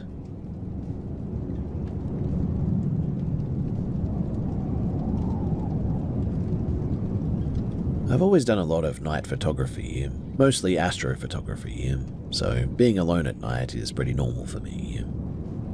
I used to think that I was pretty much fearless as well, but a few incidents over the past few years have made me really rethink that a little bit. So the first one happened back in 2019 on a spring night. I had my camera and tripod, and I decided to hike out to a spot that I knew, a wide, familiar trail about maybe a mile from the road. I often don't take a flashlight because I don't want to spook wildlife. They're easier to photograph if you stay in the dark after all. I also just like moving in darkness. It's quiet and I can focus better. I set up my usual vantage points near the water's edge and I started a long exposure. Everything was pretty normal as well until I heard some rustling off on the far side of the lake. I know the area well, but the sound was heavier and closer to the size of maybe a large dog. Then it started letting out these yells, deep, low, and almost guttural. Not like any animal that I knew in the area. It wasn't a distress call, too. It was sort of just a warning, I guess. It sounded angry and frustrated, though, like something big had been cornered or maybe even hurt. I froze at first, thinking that maybe it was a bull in pain, but then it repeated, and something about the tone made me stop thinking logically. I grabbed my tripod and camera bag, and I sprinted the mile back to my car, listening to the noises echoing across the water. Thankfully, it didn't chase me, and I never saw anything, but it was certainly loud enough to make my stomach tighten for hours afterward. I still have no idea what it was. I mean, logically, it was probably just a large animal, but my gut says otherwise. Anyway, the second one happened a few months earlier, near the same area. My girlfriend at the time, Jess, and we went on a short hike along a straight stretch of track that cuts through dense forest. No moon that night, just completely black. We were about halfway in, too, when we noticed like a small glow high in one of the big trees there. At first, I thought it might have been a distant house or maybe a reflective sign or something. But that didn't make any sense. I mean, there was no light out there. But as we got closer, it was coming from inside of a knot of one of the trees, high up, bright and focused. There was no other light source nearby. We stared for a few minutes, both quiet. Jess said that she'd never seen anything like it before.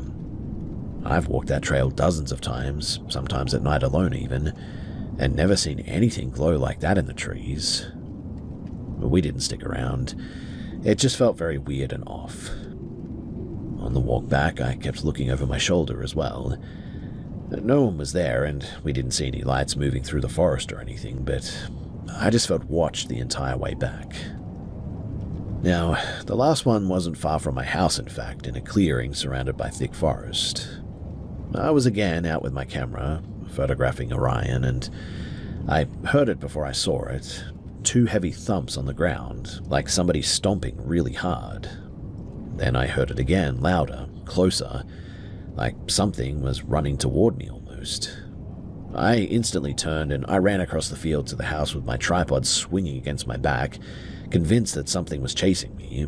My heart was pounding so hard that I thought it was about to burst, and I made it inside, slammed the door, and didn't breathe properly for a while. I then spent most of that night just looking out the windows, trying to see if anything was out there. What makes these experiences stick with me, though, is that I'm normally a pretty rational person about the outdoors. I mean, I know the local wildlife pretty well. I know the sounds that most of them make. I know how the wind carries noises at night, and I know how nightlife can sound like that. But these 3 events weren't things that I can really easily explain. They certainly weren't deer, and they're nothing that I've ever heard or seen before.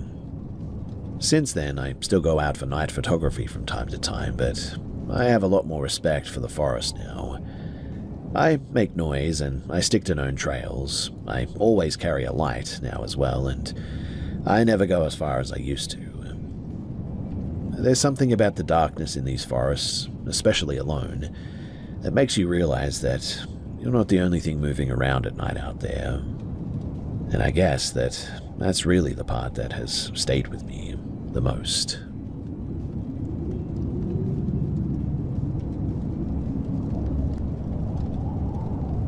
I work at a big retail store as a self-checkout host. Most of my days are spent walking laps and listening to customers saying things like, "I don't work here," or "Why aren't you on the register?" I understood their frustrations. Usually, there would be 2 or 3 of us at the self-checkout, and maybe 2 manned registers open. We got a new guy in. His name was Terry. Terry always wore a mask as it was 2021 and COVID was still COVIDing. I was training him, telling him to stock candy in bags and all that. He would ask questions anyone would ask, if I'm in school, if I have a girlfriend. I lived in a small city or big town that had a good college. Students from all over the country would come and usually wound up with prisons or retail. I usually asked the same questions too. I told him no on both accounts, and he then asked if I ever went hunting. We had a lot of woods and a big forest around town. No, I don't really like guns. He said that he'd have to take me one day though. A few days go by and he's over on my side again. He asks if I have any family in town, and if I did, do they live close? I live 3 doors down from my mum. He starts talking about hunting again, how he was out with his buddies and started using pack tactics, where they would box in the prey and finish off. Weird for deer, seeing as they flee at the first sound of any noise. He's off for a few days though, because new hires have problems getting hours for the first 3 weeks. I talked to one of my co-workers and they tell me that he asks a lot about me. The next time I see him, his questions are very telling. How tall would you say you are? How much do you weigh? How well do you know the woods past so-and-so street? I'm a pretty big guy at 6 feet and 300 pounds, and when he brought up hunting again, a creepy thought would send a chill down my spine. Come on, man, you'd like it. Just some good old boys shooting and stuff, late at night, in the middle of the woods. But then, the real fun starts right before dawn. They won't know what hit them. The mask hid most of his face, but I could see it rise when he smiled. I don't know why he thought that that would be a great way to convince someone, other than feeling like they were about to hunt me. It sounded like I would have been bored as heck out there. I must have made a face or something because he turned and walked away pretty quickly. I told a couple of co-workers about it, but that was really the last day. I never saw him again after that because he just left and never came back. And honestly, I'm kind of grateful for that.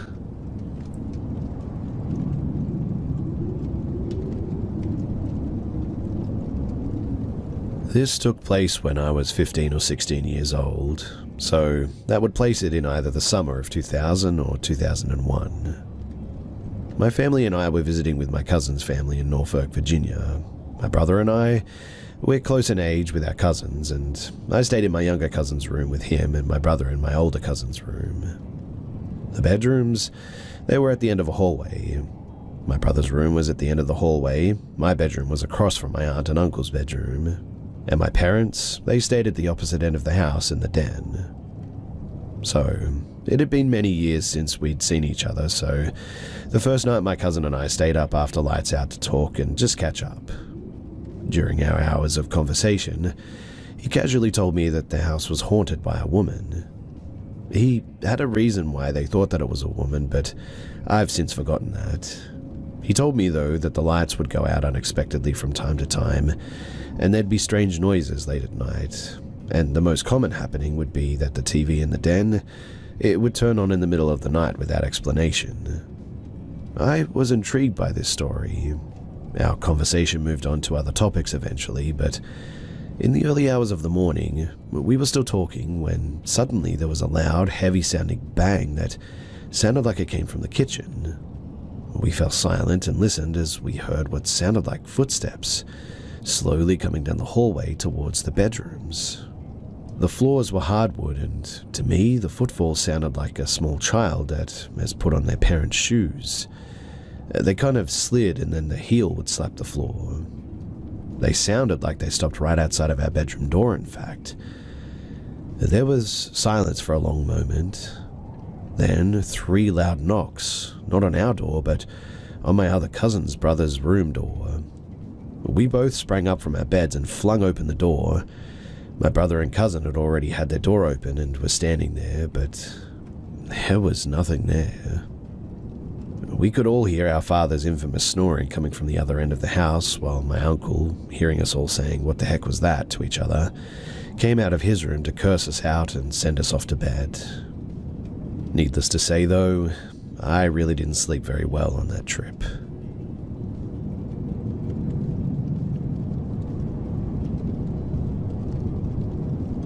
I've dealt with paranormal experiences throughout my life, and I am now convinced that some kind of spirit follows my family from time to time. It usually just shows up as little shadows peeking around corners, or strange noises in the middle of the night. But there's one experience that still freaks me out to this day. I was younger when it happened. So, I was home alone with my younger brother. We had this little dog named Stephanie, a tiny ball of energy who was completely obsessed with Cheerios. We didn't give them to her often because they weren't the healthiest treat, but she loved them more than anything. That morning, I went to the pantry to grab some Cheerios for Stephanie. She was right there beside me, practically bouncing with excitement. I grabbed the box, turned around, and just like that, she was gone. I was so confused, thinking, what the heck? Where did she go? I immediately started searching the entire house, calling her name over and over. 2 hours went by and still no sign of her. At this point, I was really worried. In a last-ditch effort, I grabbed her favorite squeaky toy, a little pig that she adored, and squeezed it. When out of nowhere, she appeared upstairs in the hallway, right in front of my brother's room. I could see her standing there from the main floor. Relief washed over me, but I was also confused as heck. I called out to her, "Come down here, I have your Cheerios and your squeaky pig toy." But instead of coming to me, she started walking back and forth, crying like she was stuck or maybe scared or something. I was baffled and getting a little bit scared myself at this point. I kept urging her to come to me, but her crying only grew louder and more desperate. So I started climbing the stairs, but the higher I went, the louder her cries became. I began to worry that she might be hurt or trapped, so I hurried up the stairs, my heart racing. When I reached the top, I suddenly felt something scratch down my back, 5 distinct fingers. I kid you not, it felt like a hand had just sort of clawed me. I screamed in shock and bolted towards Stephanie, who was still crying in front of my brother's room. My brother heard me screaming and burst out of his room, totally freaked out, asking what was happening. I told him that something had scratched me, and then out of nowhere, we both started hearing this loud banging on the walls. We were completely terrified, so without thinking, I grabbed Stephanie, and my brother and I ran downstairs to the solarium, which had a glass door. We shut it behind us, thinking that we'd be safe there, but then the banging started again, this time on the glass door itself. We could see through it, and I can assure you that there was no one there. It was just us, but the banging was relentless, echoing through the room. We were both sobbing by now, absolutely terrified. We called our mum, begging her to come home immediately, but she didn't believe us. She thought that we were just imagining things or trying to prank her. Later, when things finally calmed down, my brother checked my back, and sure enough, I had 5 scratch marks running down my skin. They weren't deep, but they were definitely there. And that was really the only time that I was ever physically attacked by, well, that spirit. It makes me wonder, too, if another one entered my home that day, because it's so odd and out of character that it just seems, well, different.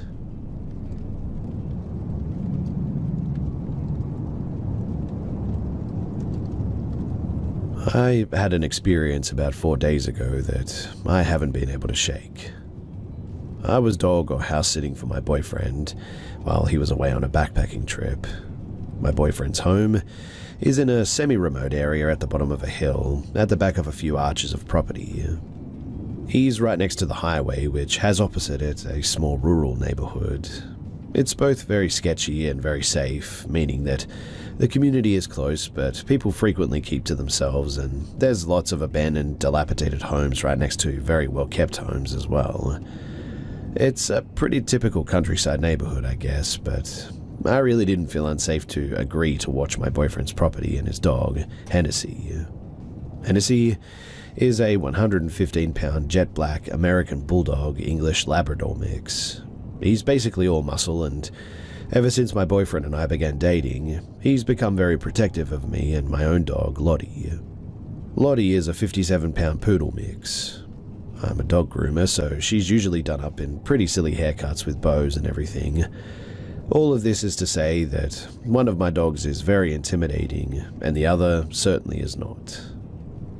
Now, because of his strength, however, I cannot walk Hennessy and Lottie at the same time on my own, and so I usually walk Lottie alone and then go back to get Hennessy and walk him alone. But we do about 30 minutes of walking each, and I like to take Hennessy after Lottie at night because I feel safer with him as it gets later. This is important too because this was the case about 4 nights ago.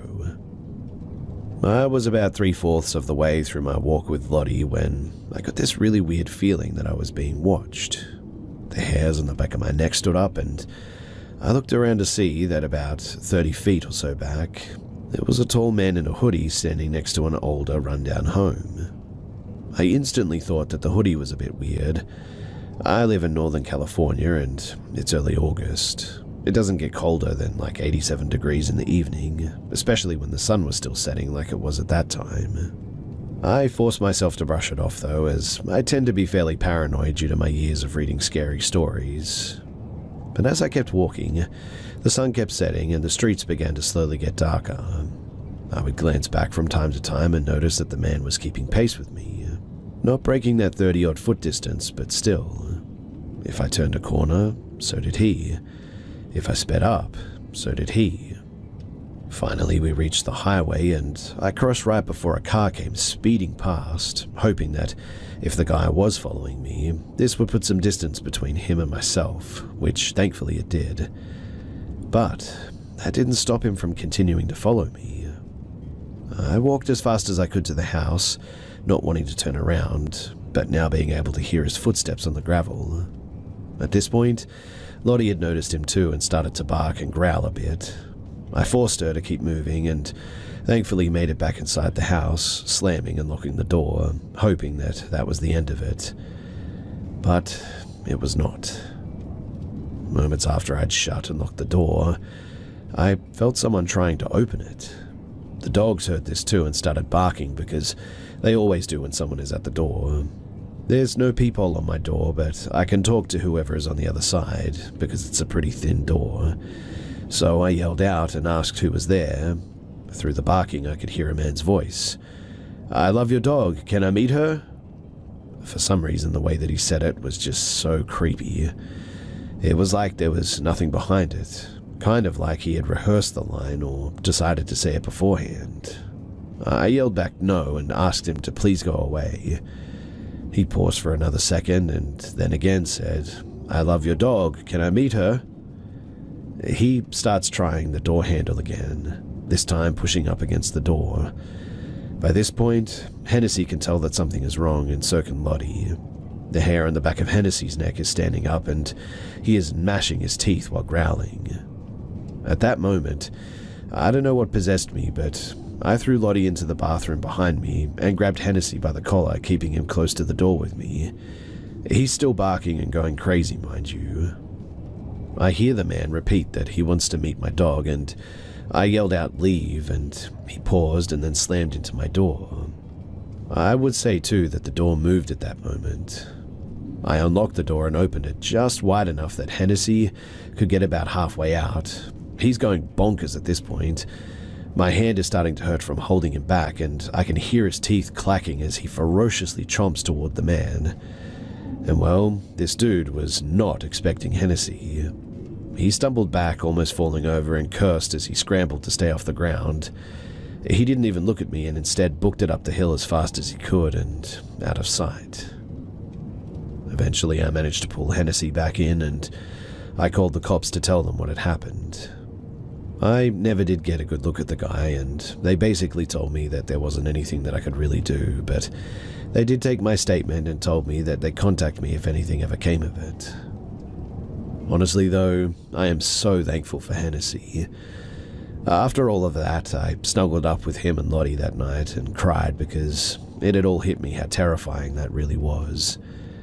I literally went out the next day and bought him the biggest bone that I could find from a pet store, nearly an hour away, because he definitely had earned it. I also got Lottie something too. I don't know why this creep didn't get the hint when I had 2 dogs barking inside, but my assumption is that he didn't really realize that he was hearing 2 barks, or assume that if I had 2 dogs that they were both like my puffy poodle. That is to say that he just wasn't afraid.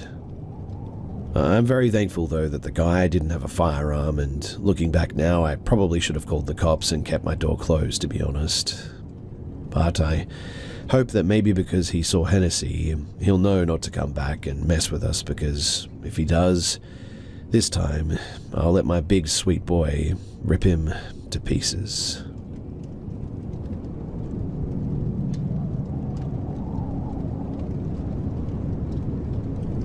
Ever since my grandfather, who lived with us, became sick, and after his recent death, my mother and I have noticed a drastic increase in unexplainable things happening inside of our house. I always tried to write it off, but this night, something happened that truly freaked me the heck out. For some context, we live in the province of Alberta, and our house was built in the 80s.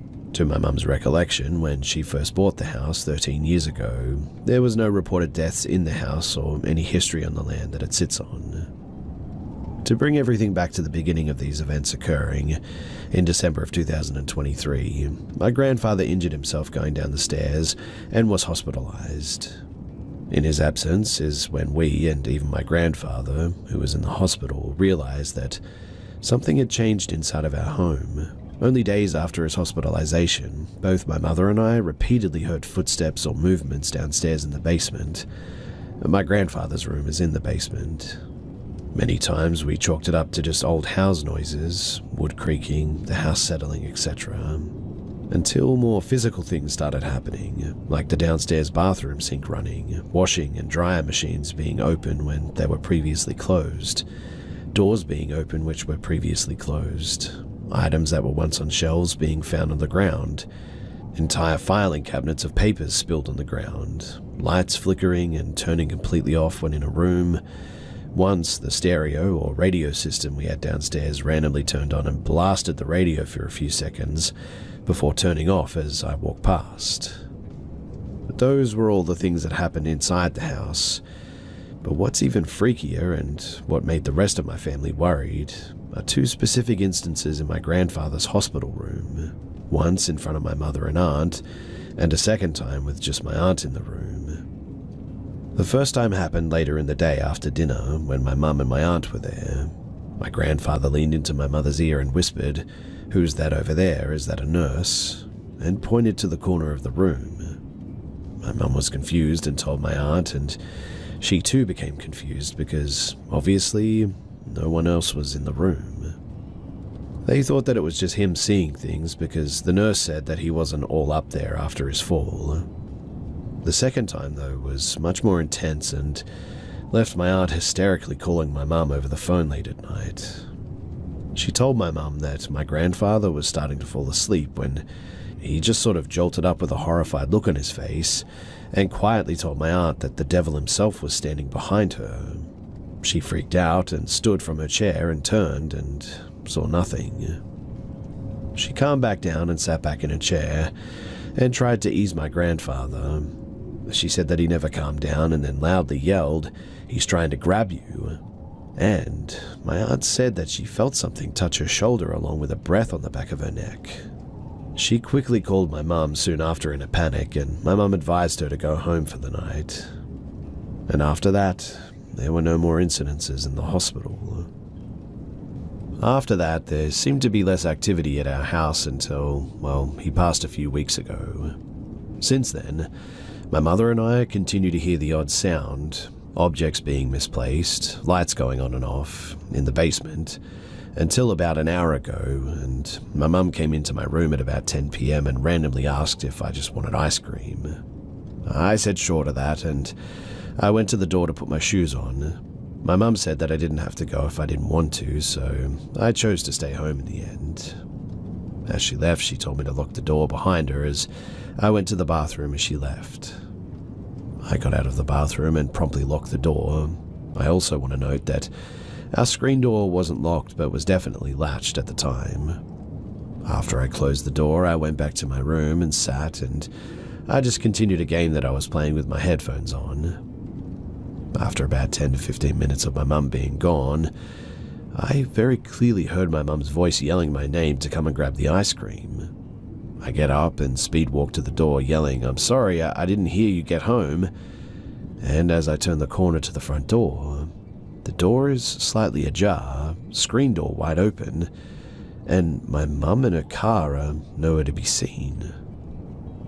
I was quite spooked by that because the sound of my mum's voice was so loud that I heard it over the floor fan in my headphones.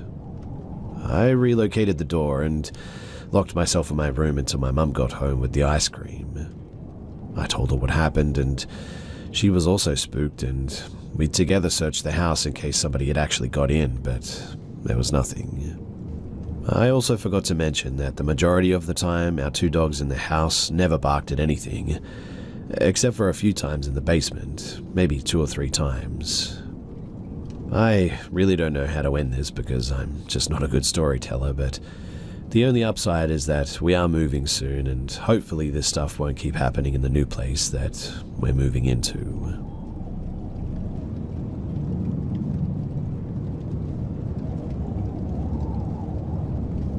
I worked security in 2019 to 2021. One place that I was working was a call center, and there was 24/7 guards on scene, 2 in the morning, 2 in the afternoon, and 1 overnight.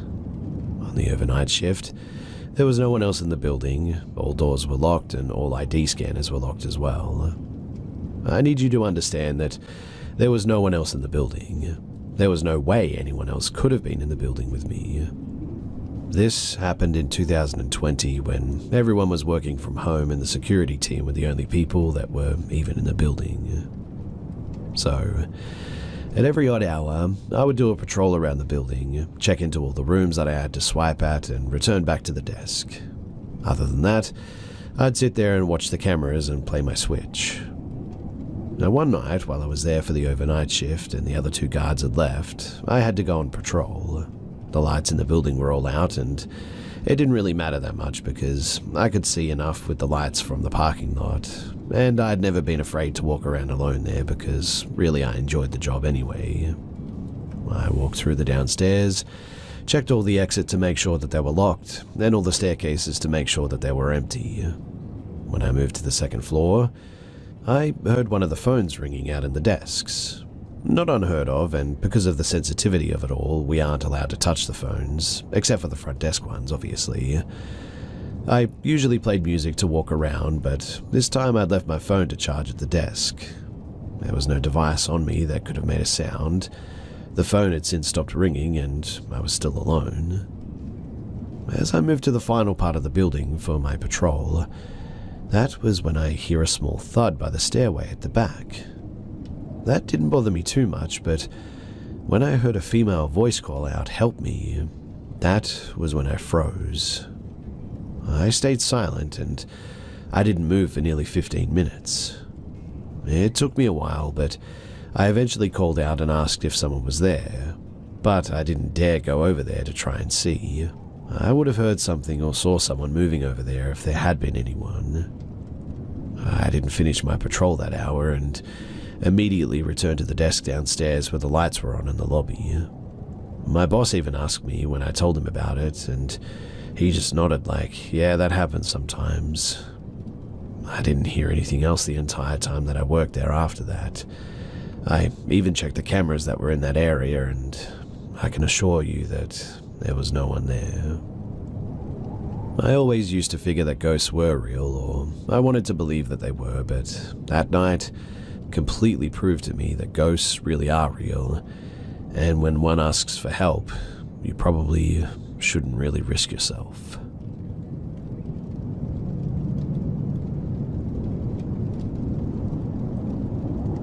It's Obon season in Japan, a week in which the spirits of the departed are believed to return to families and loved ones. As such, I'm curious to hear if anyone has had any experiences and encounters with spirits here, either in Japan or Asia. Here are some of what myself, as well as family and some friends, have experienced over the years. So my husband is a hard atheist and refuses to believe in the paranormal. He does have one story, however, that made him a bit spooked. You see, he grew up in a mountainous area with little tunnels running through the area so cars can access the more remote places. In many areas, there's a newer lit up and cleanly paved tunnel running directly beside an older and less used tunnel from decades ago. According to him, one day, he and his friends were playing down by a river and chose to head back home through an older tunnel. He went in ahead on his bike and saw a woman and her little girl walk in the opposite direction, towards the middle of the tunnel, and he passed by them without looking too closely. He turned to look back to see where his friends were, and the woman and the girl were nowhere to be found. The tunnel in question would take a solid few minutes to pass through on a bike, let alone on foot. I mean, I've personally walked through the tunnel, and though I didn't come across anything like this, the air gets very cold and heavy towards the middle, to be sure. I also have a co-worker that works at an elementary school about 30 minutes in the mountains. It's an older school, about 100 years or so old, but it's warm and inviting, and I've always felt pleasant when I visit. There's a little nook with couches in the staff room, and it opens to a huge 2-story hall with a hallway leading down to the lunchroom and kitchen areas. My co-worker has recently been seeing a lot of activity in the hall. More than once, he's walked out of the staff room and seen a man hunched over a table in the hall as if reading something. When he walks towards the man, he passes by a pillar and suddenly, the man is gone. He's also seen movement in the nook in the staff room, and lunch ladies often report a presence of a little child in the kitchen who asks them where the lunchroom is. This school has 6 teachers and 25 students, with everyone knowing everyone. The man and the child, though, are reportedly no one that anyone knows. Now, I'm not apt to seeing ghosts, but I like to jokingly say that I was sensitive due to a lot of strange goings-on in my childhood home over the years. This came back to bite me, though, when I got a little bit overly cocky, I guess you could say, during some ghost stories in the town over, and I think something followed me home. So I used to live in Kagoshima, Japan as an English teacher back in 2018. My home was in a city nearby in a bright and warm 2-bedroom apartment that was 2 floors above another teacher's. My best friend lived nearby in a 2-towered apartment complex and below another teacher, Todd, so I would visit the area to stay over and hang out every once in a while. Once my best friend returned to the US, a new teacher, Ashley, moved in. But since my friend's apartment was being renovated, Ashley stayed in the apartment next door for a few months. That October, I took my little black car down and went to a barbecue dinner where Ashley, Todd, and some other friends were telling ghost stories. Ashley was visibly upset when it came time for her story, which was apparently true and happening currently, she said. She would hear walking around from Todd's apartment at late hours, and Todd had told her every time that he was out visiting his girlfriend at the time, so it clearly wasn't him. She also mentioned having horrible dreams about being stuck in her bed while her room filled with water as a ghost with long black hair stood outside of her window, as if demonstrating, "This is what I can do to you." Todd was backing up these claims, confirming the calls from Ashley and that he indeed was never around when they came. His brother, who is like a kind of medicine man or shaman in their community, apparently reached out to him out of the blue, saying that he had a dream that compelled him to draw a picture of what he saw. Todd pulls out the text of the picture his brother drew, and Ashley and myself also began freaking out at its sight. It was a picture of a white ghost with long black hair, crouched as if crawling on the outset balcony of an apartment. Ashley swears that it's exactly what has been appearing in her dreams, and all of us confirm unequivocally that the backdrop of this drawing is the exact building where Todd and Ashley live, the one where I'd visited my best friend dozens of times. Everyone is freaked out, but also sort of excited for some reason, like, oh boy, a real ghost situation, how fun for us. how naive we were, we came to realize. We decided to go back to Todd's place once we finished eating, and I felt a heaviness when I walked in. I told him immediately and seemed intrigued, but brushed it off as it's his apartment and he's got to be able to fall asleep there that night. I noticed that the same area that I felt heaviness was completely fine as I left to go home, but the entire solo drive back to my apartment was incredibly fear-filled and really tense, and I was afraid to look behind me as if I were going to see something in the back seat. I brushed it off as just my imagination, as I too had to be able to fall asleep that night, and proceeded to try and do so when I got home. Now, at 2:30 in the morning, I woke up drenched in a sweat with my arms and fists clenched so tightly around my head that I had lost feeling in them. There was a deep and dark heaviness all around me, and I just felt this overwhelming fear not to open my eyes. I'd never been one to have nightmares or sleep paralysis or anything, and I was completely awake as I remember being unable to fall back asleep and thinking like, oh no, I have work tomorrow, why the heck am I not sleeping at a time like this? The next morning though, I texted Ashley what happened and she freaked out saying that she didn't tell anyone this, but the exact same thing happened to her when she had the nightmares. She also asked me if I heard any wooden-like tapping coming from inside of my house, and I said yes. I noticed something coming from the corner when I got home, and I just chalked it up to the support beam settling. She gets even more worked up over this, saying that she didn't say anything about the corners, but that's where she heard the tapping as well. She and I messaged Todd immediately, asking if there was something his brother could do in this case, since apparently he had a dream about this happening too. Basically, he sent us over some symbols on paper and told us to burn them in the apartment to purify the space, and to leave one unburned to repel whatever it was. It took a few days during which I begged the teacher below me to let me stay with her, as my preciously warm and welcoming home felt suffocatingly heavy and dark in ways that I still struggle to explain. And it took about 3 days to arrive, and until then the tapping continued in corners of my room. In the meantime, I discovered what appeared to be handprints on the inside of my car's rear window after that drive home, which normally wouldn't be possible as I drove a Daihatsu Move at the time and it was far too small for anyone to fit in the back. A disconnected phone line also rang at 8:15 p.m. one day, which my then boyfriend was there to witness.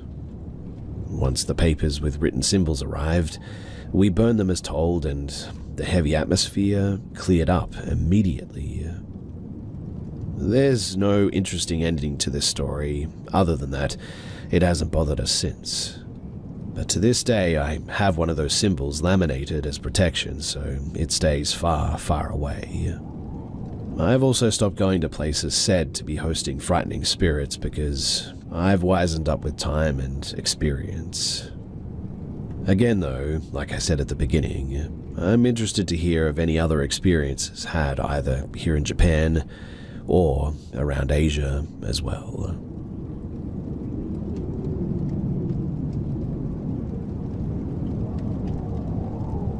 When I reflect on my childhood, I have a reoccurring memory that always baffles me. I remember one day, I was about 5 or 6, I was at home alone with my mum while she napped. I don't have an exact memory, but I recall sitting on the couch in our living room and looking up, and in front of me was a massive, praying mantis-like creature. It was so massive that it filled the entire room. I'm talking like 8 feet tall at least. I don't really recall it moving much if at all, but I went into freeze mode and felt like I shouldn't make any eye contact. I felt like I couldn't move and was paralyzed by fear. I sat there, trying to be as still as possible for a couple of minutes. I knew distinctly that this was not a dream too. My childhood brain could only process it as being an extremely large bug, but I felt incredibly confused by just how large it was. I remember kind of just thinking that it wasn't something particularly strange and must have been something that I just hadn't learned the existence of yet. However, I knew that I was scared. Eventually, I mustered up the courage to run upstairs and ask my mum for help. I woke my mum up and told her that there was a massive praying mantis downstairs. She, of course, just thought that it must have been a normal-sized bug. She comes downstairs and, obviously, it was gone. I remember being too stunned by its disappearance and almost embarrassed to tell her what I had actually seen and how strange it was. I remember feeling very confused and trying to understand how my imagination could have possibly generated something that felt so real. Later in life, I had a friend, her name was Eve, that did mushrooms with a bunch of friends. She had a difficult experience with how some of her friends responded to the substance. Eve was essentially supposed to be their guide, but Eve couldn't figure out how to assist the others, and it was as if the others had forgotten how to breathe at one point. Eve said that she was suddenly greeted, though, by a praying mantis, who were somehow giving her advice on how to help the situation. The advice resulted in Eve being able to resolve the problem, too. So, if anyone has any feedback or theories on this, then I would love to hear them. I've always been very confused by it all, and to be honest, I still don't know what to think of it.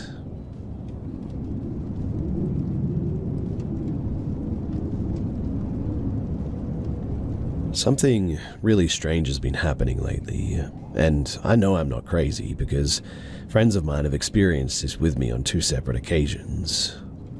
But I swear that I'm teleporting across town somehow. This has happened to me 3 times, and it's seriously starting to freak me out.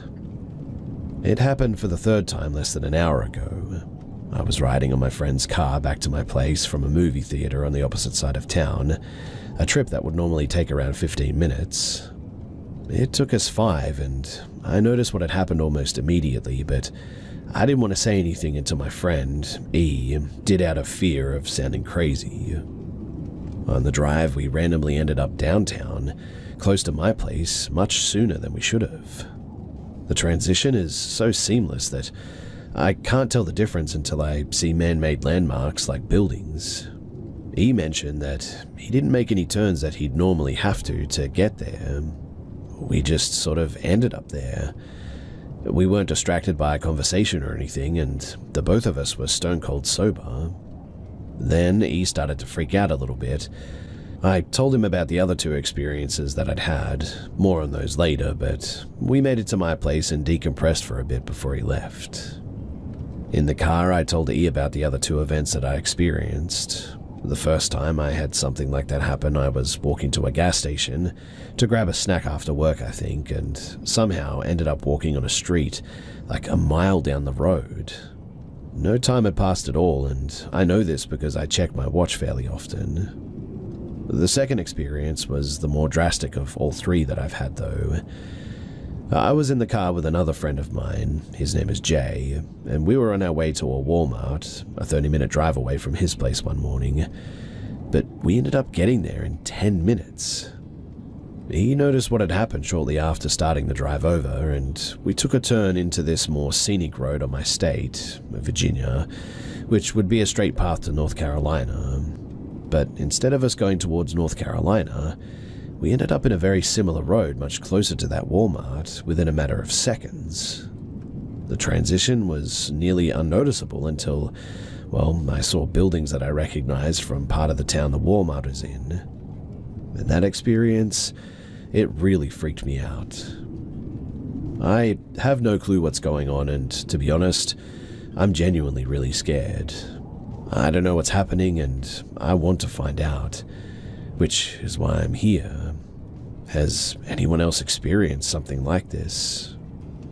Another thing too that happens, and this has been consistent with all 3 times, is that I, along with E and J, get this sort of horrible burning sensation in our lower chests, and we feel this awful sense of like uneasiness all of a sudden.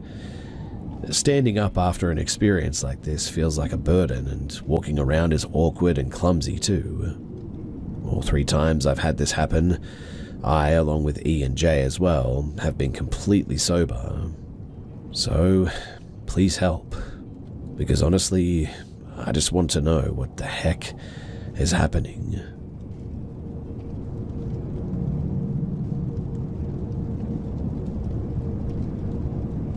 So I was maybe 9 or 10 years old in Mississippi visiting my grandma with my sister. It was the middle of the night and I'd been watching TV. Wanting a drink, I got out of my grand's living room to go to the kitchen. Now, my gran had a deck and a huge window that would show outside. My grandma, she lived right by the woods. Rarely saw anyone at night that weren't hunters looking for deer. I look out the big window, feeling sort of scared all of a sudden. And that's when I noticed outside there was a man in a black suit. But the weirdest thing was that he had no face. At least, that's what it looked like. Seeing a man with no face is horrifying, especially right next to the woods, and you know that no one else is awake at the time. I went to the kitchen to get my drink, then looked out the bay window in my grandma's dining room, which was attached to the kitchen. The faceless man was closer to the window now, and he just sort of stood there, unmoving, but seemingly staring right at me. My chest was pounding with fear. After all, the man was closer than before. Going back to the living room, knowing that I'd be safe due to the locked doors, but also still kind of freaking out, in the end I just sort of sat there and watched some TV. I finished drinking my drink and stand up, looking at the window in the living room, and the man was closer once again. Still staring me down, his hands by his sides. Feeling even more panicked, I go to throw away the can of soda that I had to drink in the kitchen. I look down to the bay window once more, and he hadn't moved closer this time. I walk back to the living room and turn the TV off, feeling eyes staring me down. My grandma was asleep, her husband was asleep with his sleep apnea machine going on in the background in their room. I left the living room to go to my room shared with my sister, and I never looked back. I walk into my room to find my sister passed out, soft snores leaving her lips, and eventually I lay down on the ground and I fell asleep.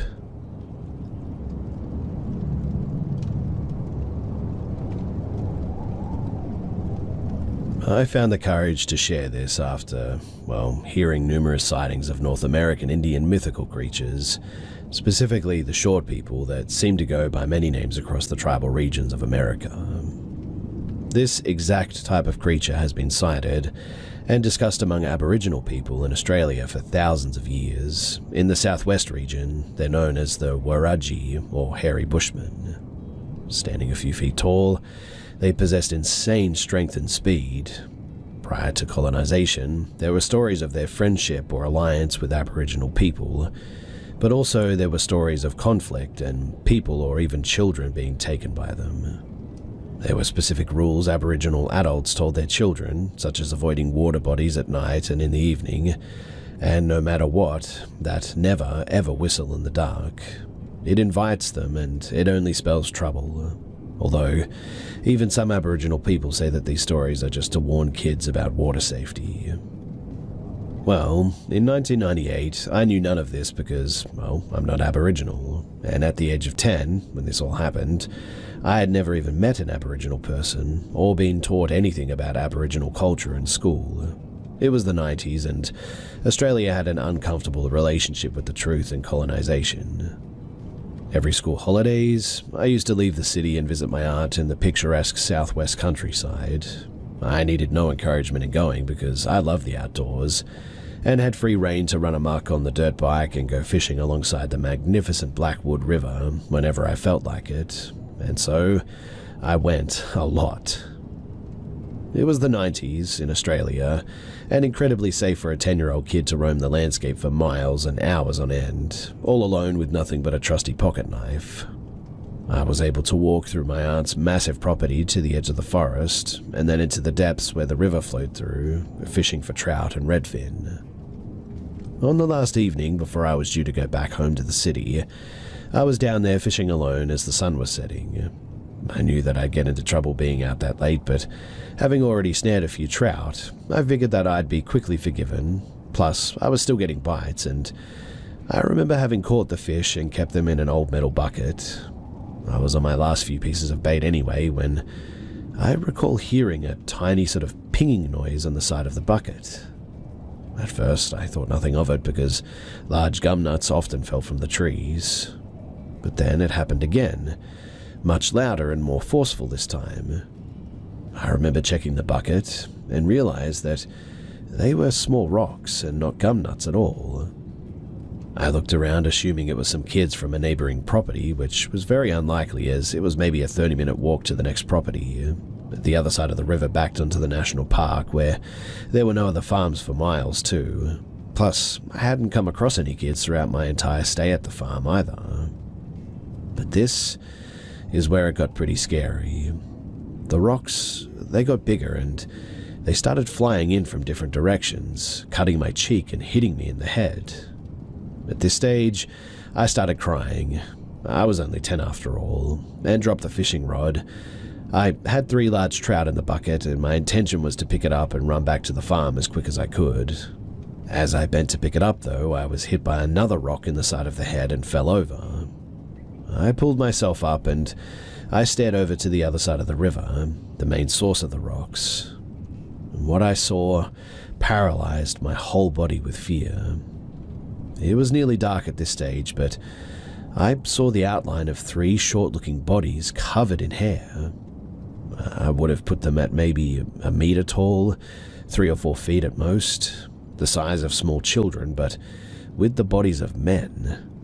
Their faces looked like they were sort of part ape, part human, but it was their eyes though. Even though it was getting dark, their eyes had this piercing yellow glow, but were completely black in the middle. They wore no clothes, but were covered in extremely thick, sort of clumpy hair all over their bodies, except from the knees down, and had arms that hung almost like cavemen. But here's the strangest thing. They stared at me almost without moving, like literal statues, with a curious expression fixed on their faces, and making absolutely no noise whatsoever. It made no sense as only a few moments before rocks were pelting in from all directions, and yet now they appeared frozen, except for their eyes which followed me. I managed to pull myself up and ran faster than all heck. My aunt was standing on the balcony and watched me tear through the long grass as quick as I could, with blood and cuts on my face. I told her everything, and she eventually called the police. One officer came by to get a statement, and he said that he'd visit some of the other farms around town, but he was certain that there weren't any other families in the area. My aunt just assumed that I couldn't see the figures properly due to the lack of light, and maybe even was suffering concussion from the rocks that hit my head. She assumed that they were kids or teens, but I know what I saw, and I'll never forget those murderous-looking yellow eyes, ever. The next morning, I went with my aunt to collect the fishing rod and bucket, and my aunt was shocked to see the fishing rod and the bucket were still there. She thought that it was an opportunistic crime, and we checked the bucket, and what we saw made our skin crawl. 3 perfect trout skeletons were now floating in the bucket, not one morsel left. We don't have bears or wolves in Australia, and even the odd dingo or fox wouldn't have devoured an entire fish and left its skeleton there like that, especially without the bucket being tipped over. The whole ordeal was genuinely terrifying, but as things tend to happen when you're a kid, you just sort of forget about it, or it lives somewhere in the back of your mind rent-free for a while. The police officer, they found nothing of note, and as nothing was stolen, there was no need for further inquiry. It was the talk of the country pub for a few weeks, though. My aunt was a local. The town had experienced odd things throughout the years, such as the sighting of tiger-like animals in the deep forest, and other strange noises and happenings reported by lumberjacks in the deep forest too. But it wasn't until I got into my 20s and became a social worker that I started working with Aboriginal communities in town. During celebratory events, I came to learn of the different Dreamtime creation stories, and eventually I had the confidence to tell an elder about what I went through when I was young. He immediately recognized it as the Wurundjis straight away and said that I was lucky to leave that forest alive. He seemed to think that they must have believed that I was an Aboriginal boy, and I do have a mixed racial background, and the protocol would have been for me to leave a couple of fish outside the bucket, skewered on sticks for them to come and collect after as payment for fishing in their river. But as I didn't, they reminded me the first few pelts, and when I still didn't, they eventually attacked. There aren't any Aboriginal families in that part of the southwest, Caucasian only, to this day too, which may explain why it only happened to me. The Elder believed that they could have taken me though for disobeying their sacred customs. That part always wakes me up in a cold sweat in the middle of the night because, genuinely, I believe they could have. It's not a story I tell my family and friends, but will confide in with the odd Aboriginal colleague or client at work, and they always tell me similar things. Don't even get me started on the Australian desert. But I'm 36 now, and as time has gone on, I find this event something that I think about more often. And that, despite becoming more logical and cynical in age. I often ponder its significance and proof of otherworldly beings living alongside of us on this planet. And whenever I think about it, I always shudder.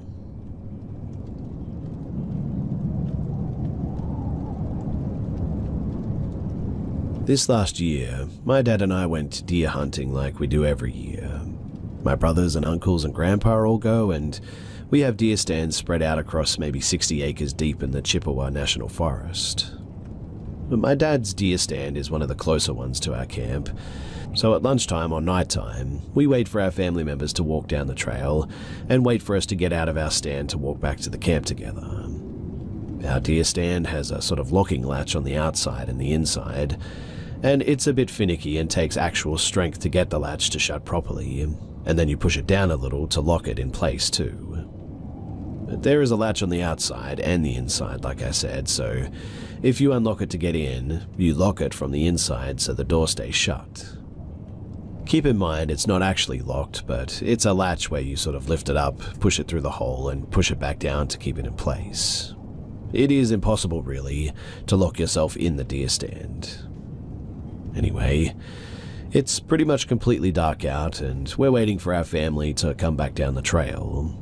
We didn't see any headlamps yet, but we decided, okay, let's get out and meet them on the trail for when they come. I tried to open the door, but it was stuck shut. My dad's like, what the heck?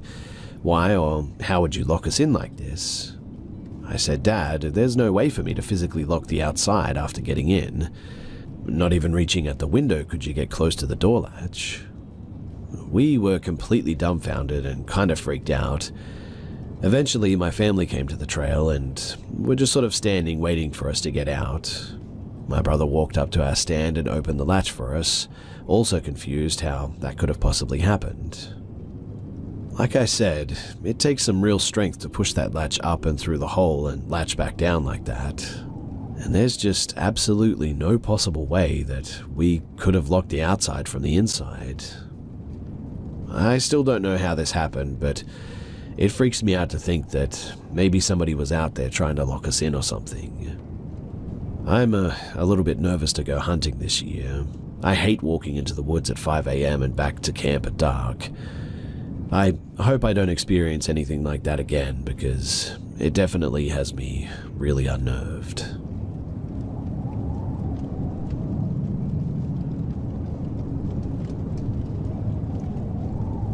So I'm pretty sure that we were involved in some weird couples killing spree last night. Me and my boyfriend's family, we're big campers. We try to go as often as possible and try to find different places depending on the weather and the season. We booked a beautiful spot on the lake and had been anticipating this trip for months at this point. Imagine our shock when we got to our site and we discovered that the lake has flooded most of the campsite with the exception of ours, one next to it, and then one about 100 feet away. We didn't get to enjoy the lake because, well, there was no beach access and the water was not safe. We shrugged it off though, and we set up our campsite as usual. Now, at about 7 p.m, we see a car pull into the campsite right next to ours. No big deal, we just got about our night. I noticed though that they were not in a hurry to set up camp. A middle-aged man and a woman got out of the car. I'm a very observant and paranoid person, so I notice details that most people may not think anything of. In my mind though, these campers arrive really late after check-in and don't unload anything from the car. They didn't talk to each other, and they kind of just looked into our sight in passing. Again, no big deal, I think. But a bad storm hit us a few hours later, and we were literally holding down our tents while the couple next to us just sat in their car, no tent. I still thought that this was odd, but my boyfriend said they probably were car campers and had the back seat set up to sleep in. Okay, makes sense, I guess. But still, why come to a tent campground? Anyway, we go to sleep and all is well, until I'm awakened by the sound of footprints in our vicinity. We had been drinking, so the fact that this noise woke me up means that it was very close to our tent. I spring up instantly and listen. I heard people walking up to our tent and saw the silhouette of a man through my tent too. In a state of panic, I unzip the tent and look outside. Two people with red headbang flashlights are standing about 7 feet from me. I rush myself back into the tent and grab my pepper spray air pistol. During all of this, my boyfriend wakes up asking me why I opened the tent like this, and I explain what I just saw. His reasoning is that it was the neighbors just gathering firewood, and I can't shoot them about that. Immediately, though, the people walk away and we hear silence once again. I take a moment to think that maybe I'm being paranoid and am also just a little bit hungover. I try going back to bed but can barely sleep at this point. The next morning, though, we wake up and the couple next to us has what looked like a tarp tied from one tree to another. I'm thinking, what the heck is that? I notice that the man has the same khaki long pants he had on the night prior, and the woman also wearing the same clothes. This in itself isn't weird while camping, but what was weird is that they were not dressed for camping at all. It's hot, and the clothes that they were wearing were not what you would wear in this environment. Long pants? Almost like to protect you when going through the woods to hijack another site is what I thought. We go about our day though, and I keep noticing that the couple doesn't seem to interact with each other at all. They don't talk and start a fire in the fire pit for lunch, taking it very easy. Me and my boyfriend's family though, we decide that due to the weather in the lake, we would head home early. Well, the couple next to us, who had literally just started a fire, immediately packed up and left just as we started to pack. They left in a hurry too. We eventually finish packing though, and we get back to my boyfriend's parents' house and decide to stay for a while there. Well, I told my boyfriend's parents about the whole thing and how off and weird it was, and what they had to say honestly chilled me to the core. They said that the man upon arrival seemed to be antagonizing the dogs. They have a Rottweiler mix and a pit mix, to see how they would react. They weren't sure why he took this stance, but after me telling them this, we put our stories together. They pointed out that he would stand and stare at the dogs while the woman was acting busy doing absolutely nothing but just sort of moving around. Then they pointed out that the campers sat facing our campsite and not the lake. They also noticed that there was minimal interaction between them and just seemed to be staring at us the whole time. They said one of the dogs would growl occasionally throughout the night, and they didn't get much rest that night. When I brought up that my boyfriend said that they were probably just getting firewood, they both said, why would they go out of their way to collect firewood that has been heavily rained on? Also, why wait till we go to sleep and then pack up the next day and leave? So, this is what I think. I think these people were locals who knew the condition of the campsite and scoped it out. They noticed that our site was reserved and isolated. No one else was there but us and them and some other campers pretty far apart. I think that they camped out to either rob us or maybe even murder us. But then heard my boyfriend say something about not shooting them, not knowing that it was a pepper spray air gun, and they backed off. Then they spent the afternoon observing us until they saw us leaving and they decided to call it off.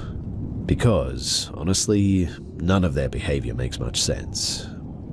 So, my question for all of you guys is, am I crazy?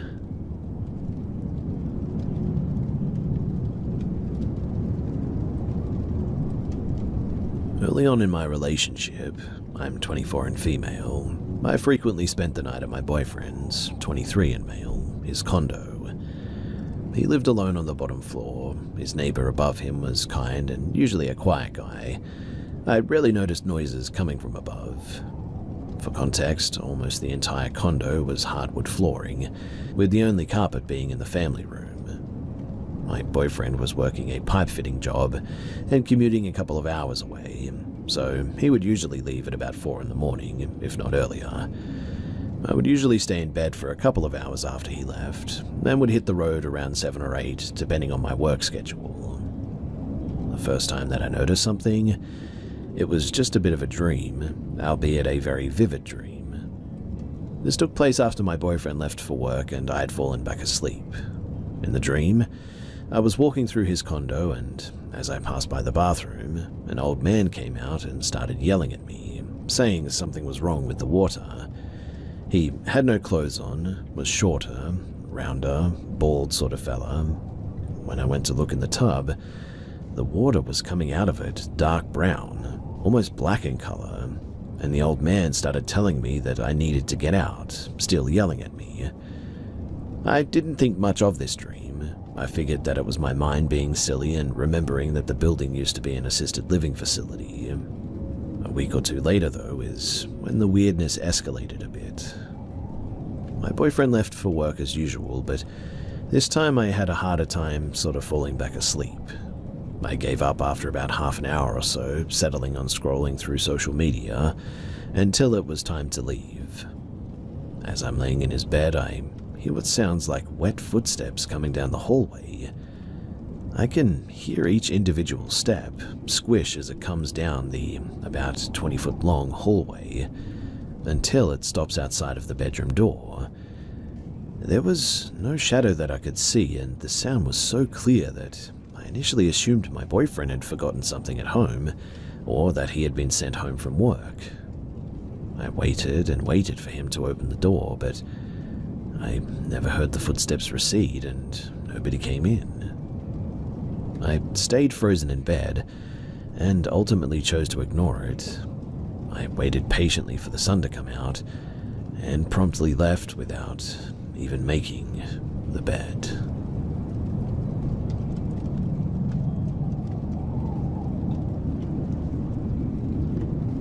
I'm certainly no stranger to the supernatural and paranormal.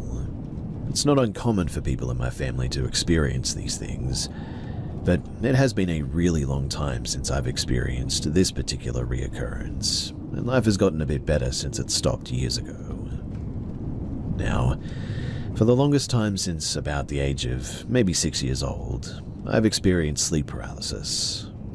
Before it started happening, I experienced a really terrible dream of a tall humanoid-shaped monster that was fully black.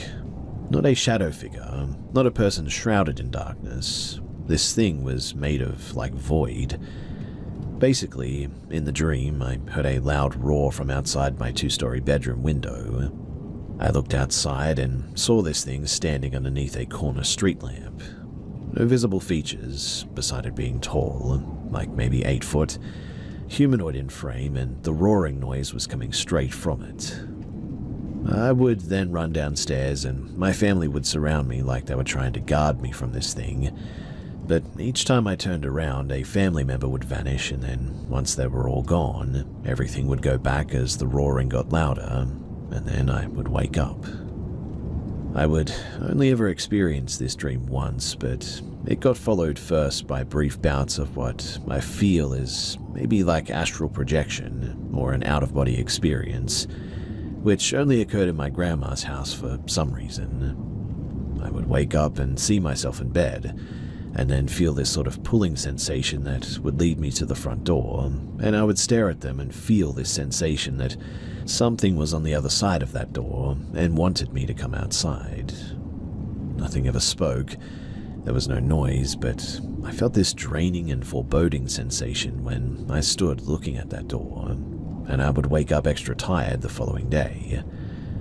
This was a reoccurring experience, only ever at my grandmother's house, which I fully believe was haunted, and I can explain that later. The sleep paralysis was far more random though. like once a year, I would guess. At first, I wouldn't see anything. I would just experience the horrible panic of being unable to move, my heart racing, my chest feeling heavy and feeling really hot and uncomfortable. Then eventually I'd see that void creature in the dream that I had when I was 6. It never did anything. It was silent this time, but there was a fuzzy crackling noise coming from it, like static, and again it looked as if my hand would disappear if I were to try and reach out to touch it. Each time I would have sleep paralysis, it would be closer to me as well, like it was just inching closer each time that I had an episode. The last and final straw that I saw it was when I was 21, and it had actually been a couple of years since I experienced anything. So I brushed it off for the longest time, but one night I woke up feeling extremely hot, and the void figure was just standing directly next to my bed, looking down at me with bright, burning red eyes. The room itself was also a hazy, deep red, as if it was in a photography dark room or something. The static noise was pretty loud, and it sounded like this thing was speaking, but I couldn't make out any actual words. Its voice was deep and kind of had a vibration to it. Oddly enough, I didn't feel fear as I stared up at it. I just stared at it for what felt like maybe a minute, and then I closed my eyes and went back to sleep, almost as if I just couldn't be bothered with it. I didn't even remember it as well until midday the following day, and that was when I actually was scared. But weirdly, nothing further ever happened after that. At least for a while it didn't. No sleep paralysis, no void figure in dreams, nothing. It just stopped. It wasn't until I was about 30-something as well that something happened that shaked me up pretty badly. Now, I was married at the time and my husband worked overnight, so I'd be at home by myself and sleeping. I need some kind of white noise in order to sleep, and that usually comes in the form of a fan being on. I woke up because the fan turned off.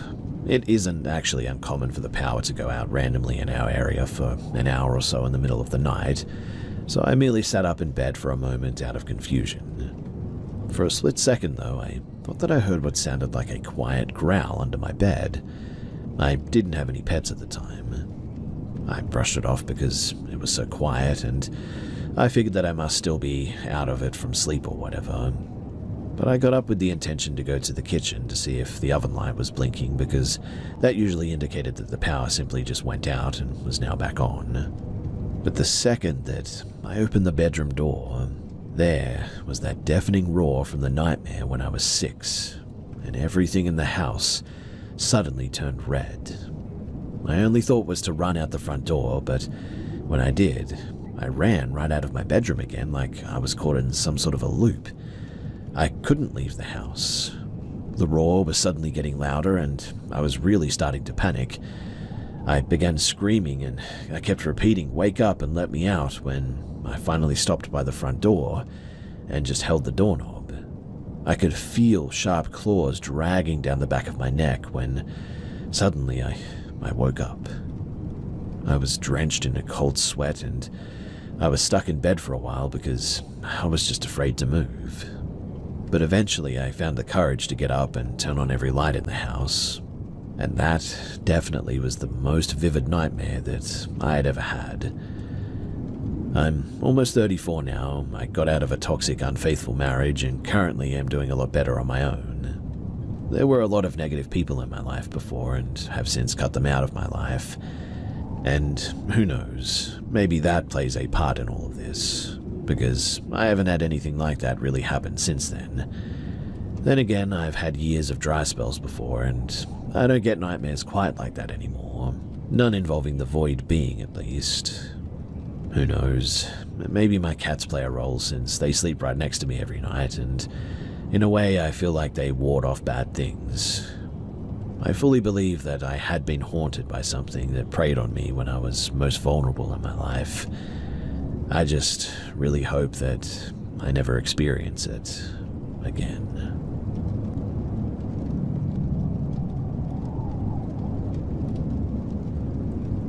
In Northern California, my family lived in an old house from the 60s.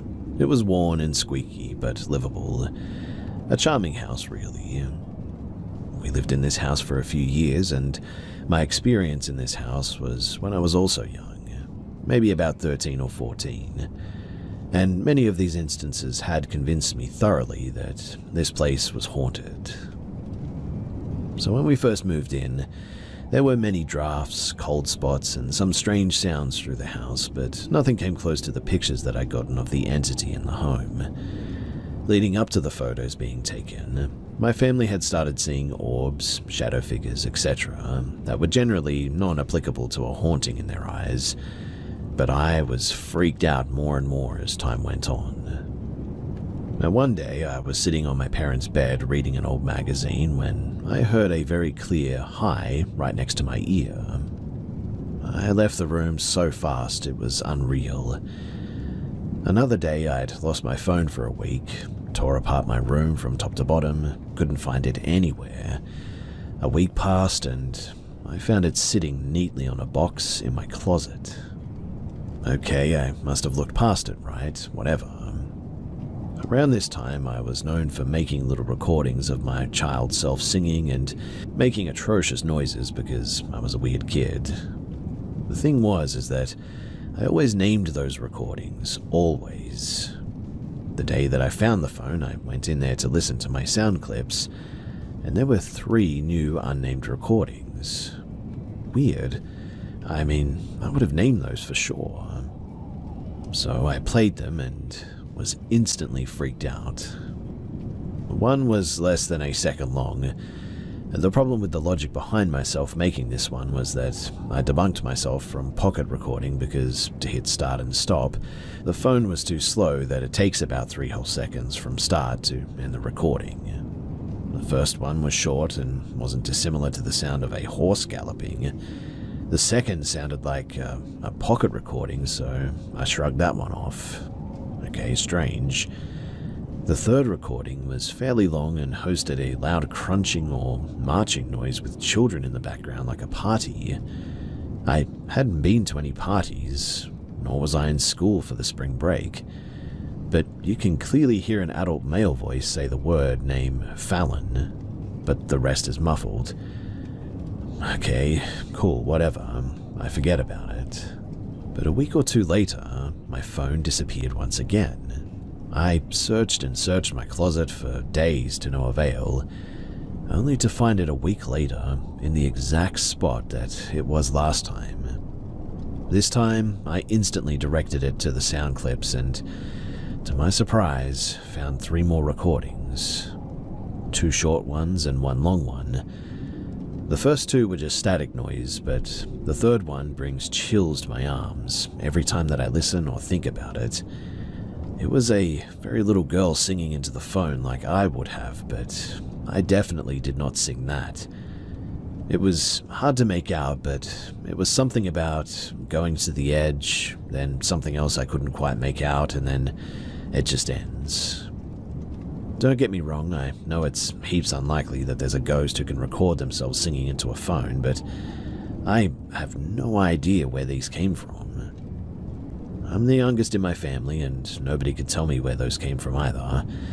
Nobody would play a prank like that, and my young cousin, pictured in the picture that you're about to see, didn't have any knowledge of how to navigate a phone yet. Sometime later, I was woken up really late at night one time for some reason. I've had terrible insomnia problems my whole life, but I could hear my dad in the kitchen. He must be coming home from work, I thought, checking the alarm clock. But it was 3 in the morning, and there was no way that he was home that late. Then I remembered, no, he didn't work today. Heavy bootsteps started walking from the kitchen towards the hallway. It walked from the laminated floor into the kitchen to the carpet, just down the hall, and eventually stopped in front of my sister's room. And I was awake for a few hours afterwards, not hearing anything else for the rest of the night, scared out of my mind, for sure. So, now to the pictures.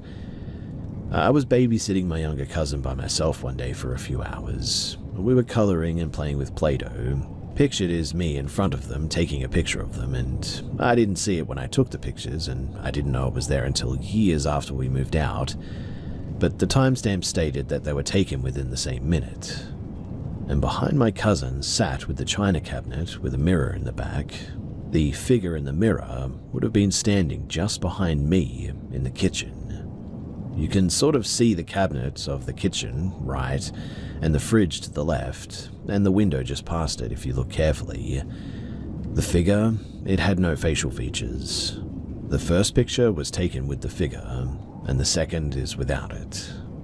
And you cannot tell me that this place wasn't freaky. Anyways, that concludes my story, and I would be happy to answer any questions if you guys have any. Thanks for listening.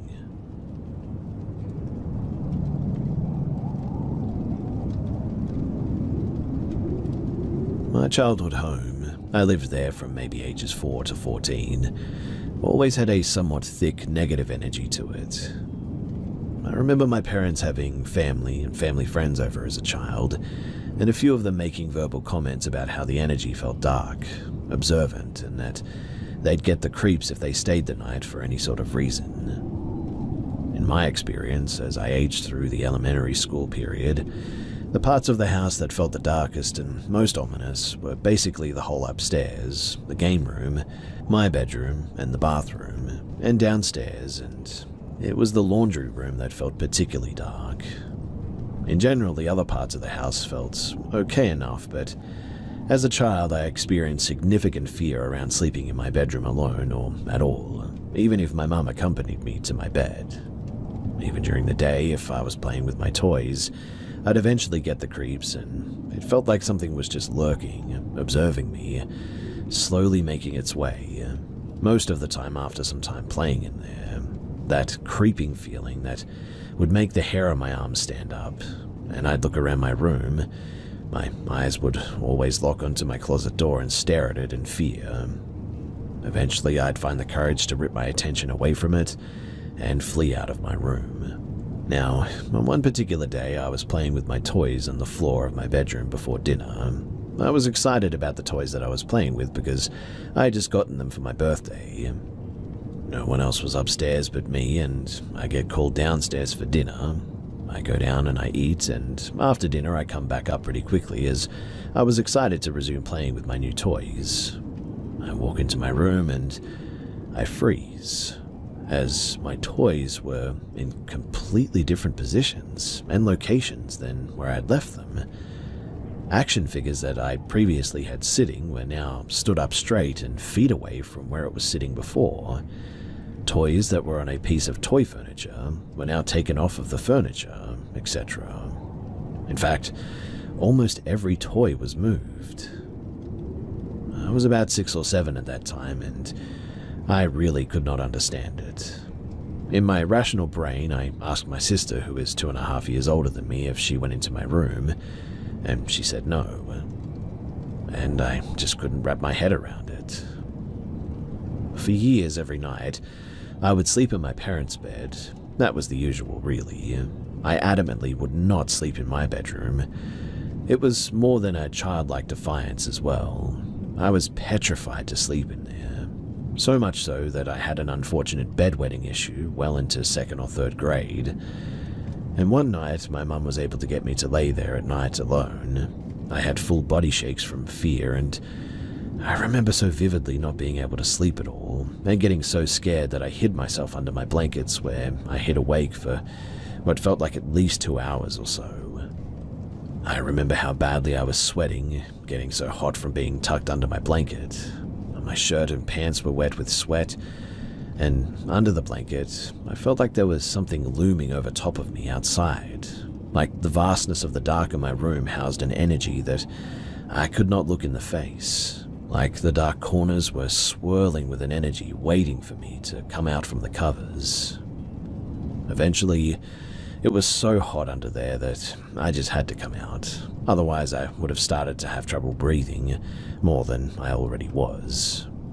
So I whipped the covers off of me, felt the colder flow of the air grace my skin, and immediately darted my eyes all over my room to analyze. I started sobbing, bawling in fear.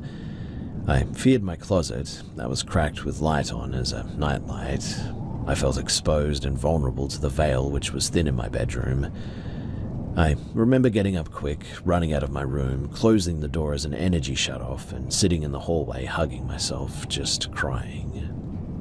Now, as I got older, I was able to handle sleeping in my room a little better. It was in the 4th grade, about 9 years old, when I was able to kind of sleep in there.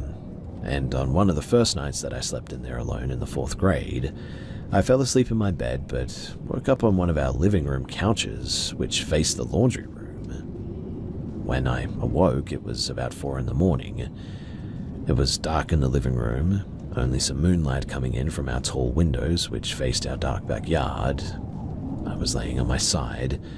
My field of vision in front of me included the living room, which flowed into the dining room, and the laundry room as well.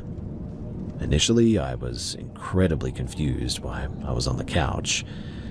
I didn't feel tired about waking, but I just felt awake, and as my eyes adjusted on the darkness of the laundry room, I realized that I was being watched. I will never forget the face of the entity standing there looking at me with an unwavering, sinister gaze. Again, in my rational brain, I tried to imagine what could have been in the laundry room that could have just looked like some seemingly demonic entity. I couldn't think of anything that was in there that could have caused that illusion. In there was just the washer and the dryer and the cabinets on the wall, really. Nothing else. No clothes or towels, no posters or artwork. Nothing. But I stared into the darkness of the laundry room that, as my eyes further adjusted, seemed to illuminate this creature. More pale white skin, big circular black darkness around the eyes which peered upwards at me from a downward pointed chin, hair that was long, black and stringy. Its pale white fabric skin seemed to disappear vertically into the darkness, and I instantly felt frozen in fear. It wasn't moving, not even an inch. It didn't move a single muscle. I must have been breathing half of what you normally breathe in a minute, as I didn't move, or more that I didn't even need to move. I was hardly blinking, and I definitely wasn't going to go back to sleep. For some, I know that this sounds a lot like sleep paralysis, but I know for a fact that this was not that, because I was 100% not moving on purpose. I was not trying to move, and I couldn't. I was deathly afraid, and would not allow myself to bring any attention my way from this thing. I stared at it until the sun came up, and my parents' alarms started going off to get us ready for school. When the sun rose, I remember how stiffly I moved when I stood up. I kept my body back pressed on the wall next to the couch as I made the corner into my parents' room, never turning my back towards the laundry room in this face. Minutes later, when my parents were up and I needed to get ready for school, I ascended the stairs to my room and I found my bedroom blanket strewn down the stairs vertically, which would symbolize it falling off of my body as I maybe sleptwalked out of bed and down the stairs earlier, leading me to waking up on the couch. I don't remember what ensued following that, though. All I know is that around the same time frame, I had another sleepwalking episode where I wound up on the couch after falling asleep on my bed. This time, when I woke up on the couch, I also had articles of clothing taken off of me that would put places that would not have fallen onto naturally. The places that I found them almost appeared purposeful. Before or after these 2 sleepwalking events, though, I have never sleptwalked otherwise. I started experiencing other things too. In my room during the day and at night, toys in my closet would start making a sound out of nowhere. I wasn't as scared as I used to be when I was younger, so I was able to handle these happenings and feelings of fear better. They never diminished the dark feeling in the corners, though. But one night, I generally was having a hard time falling asleep, so I laid awake in the quiet of the night, everybody else asleep. I was staring at the little sliver of hallway ceiling that I was able to see from inside of my room, which was slightly illuminated due to a nightlight or something from far away in the bathroom. For hours, the silhouette of a man's side profile was on that ceiling. To compare how it looked, unironically, it looked how people online described the Hat Man. It looked like it had a top hat on, a big brow bone, big nose, and a strong chin. At some point, though, it must have disappeared because I looked back at some stage and it was gone. I could continue on about the energy in my house and all of the little things that happened. My main experience was what happened in that laundry room, though.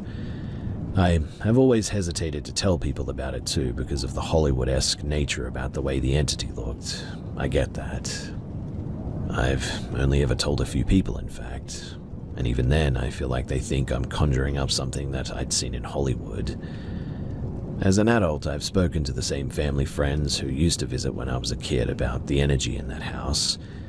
Now, one family friend who is particularly sensitive to energy and was spiritual for the time said that one night she stayed the night with her husband.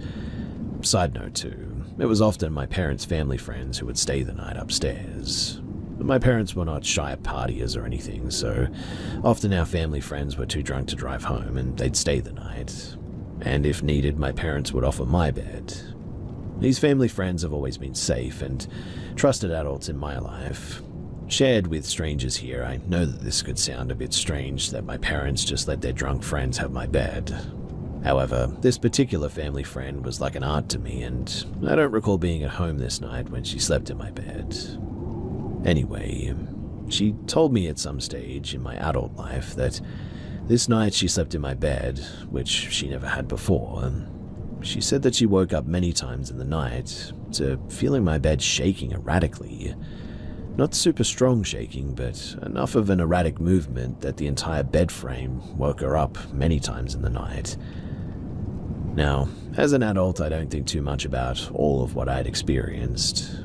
I remember in middle school when I first watched the first Insidious movie, connecting really deeply to that movie.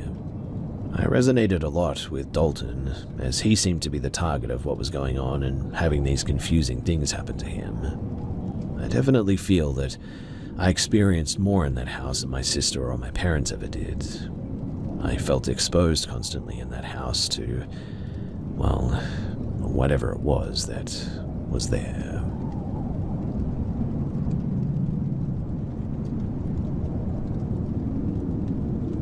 I live in South Africa and am now 22 years old, but when this took place, I was about maybe 8 to 9, I think.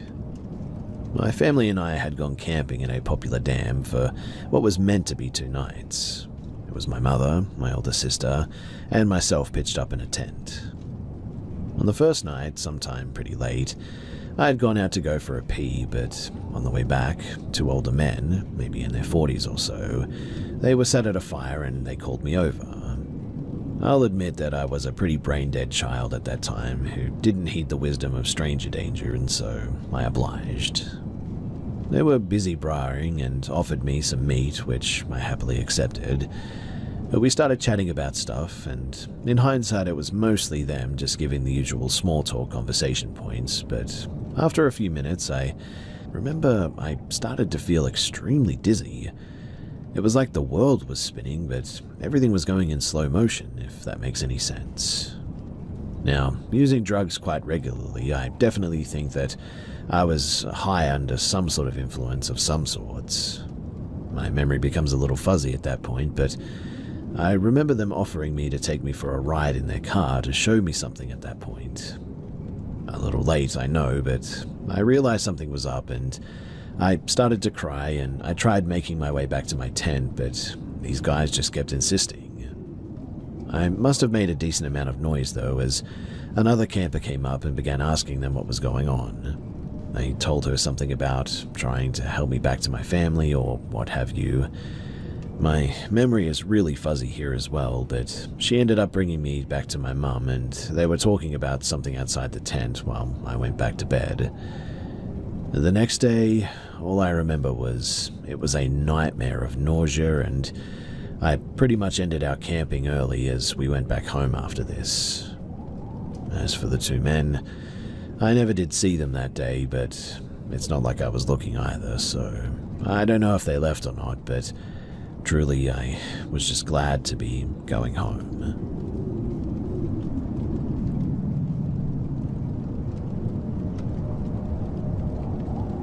When I graduated college, I was about 24 years old. I really wanted to get out on my own and try living alone at that age. I mean, bit of a late bloomer, I know, but luckily for me, my grandma had asked me to move in to an assisted living center about a year prior.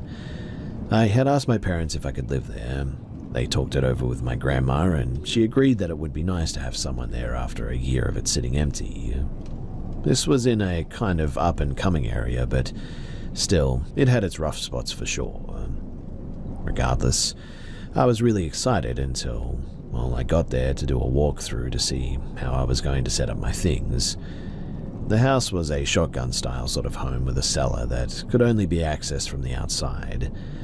While I was walking through the house, I swore that I was hearing noises, though. Finally, I realized that they were coming from the basement, so I called the police and they came out and escorted out 6 people from the cellar. They were apparently squatters that had been living there, and after they left, I went down there to find, well, all kinds of stuff. The cops took all the drugs and anything else illegal, but it looked like someone had spray painted the walls just all over the place. It was just a concrete cellar where the water heater and the HVAC were, so I wouldn't have really cared, except it seemed to be kind of, well, satanic, I guess is the best word. I don't know anything about that stuff, but there was a couple of pentagrams and a chalk circle on the floor. The cops didn't really have anything to say about it. They didn't know either. So I poured some water on the floor to wash away the circle, but the walls I just left as they were. Well, fast forward a few months of me living there. Honestly, I had forgotten all about it. I had started dating my future wife, and she was over a lot. We were getting ready for bed one night in the bathroom brushing our teeth, when a knock came from the back door. I ignored it, but it came again. It was 1 a.m, mind you, and this was my back door as well. I mean, someone had to have come into my backyard by opening the fence gate. So I grabbed my gun and went to the door, keeping it out of view, and some guy was standing there on the porch. I opened the interior wooden door, but kept the outside storm door shut and locked. I asked what he was here for since it was so late, and all he said was, "Is Christina here?" I told him that he had the wrong house, and all he said was, "Oh, so you don't want me to leave?" I told him that he better leave and not come back, and he just sort of stood there, staring at me. I'll admit that I was getting very nervous at this point, and so I shut the door. He walked down the steps and just stood in my backyard, staring at the house. And then he tried to open the cellar doors. I had them padlocked and he gave up eventually, but I opened the back window and told him to get out of here before the cops show up, or he gets shot, or maybe both. But again, he just stared, and then finally he left. I didn't sleep that night. Again, though, a couple of months later, my girlfriend told me that the guy came back, just standing in my backyard staring at the house. This time it was in broad daylight, and I called the cops this time, and he tried the cellar doors again, but left before they showed up. The next day I went down to the cellar to see if maybe there had been something left behind that he was trying to get to, but I genuinely found nothing. It was just a damp, disgusting cellar with a dirt floor, and I have zero idea why he wanted to be in there.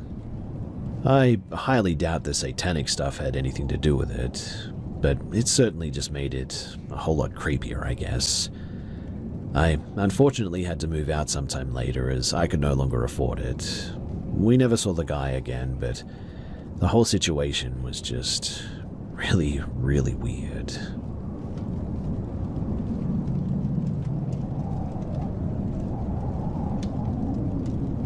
So about a year ago, I smelled cigarettes in my home. I don't smoke though, never have. The windows were all closed.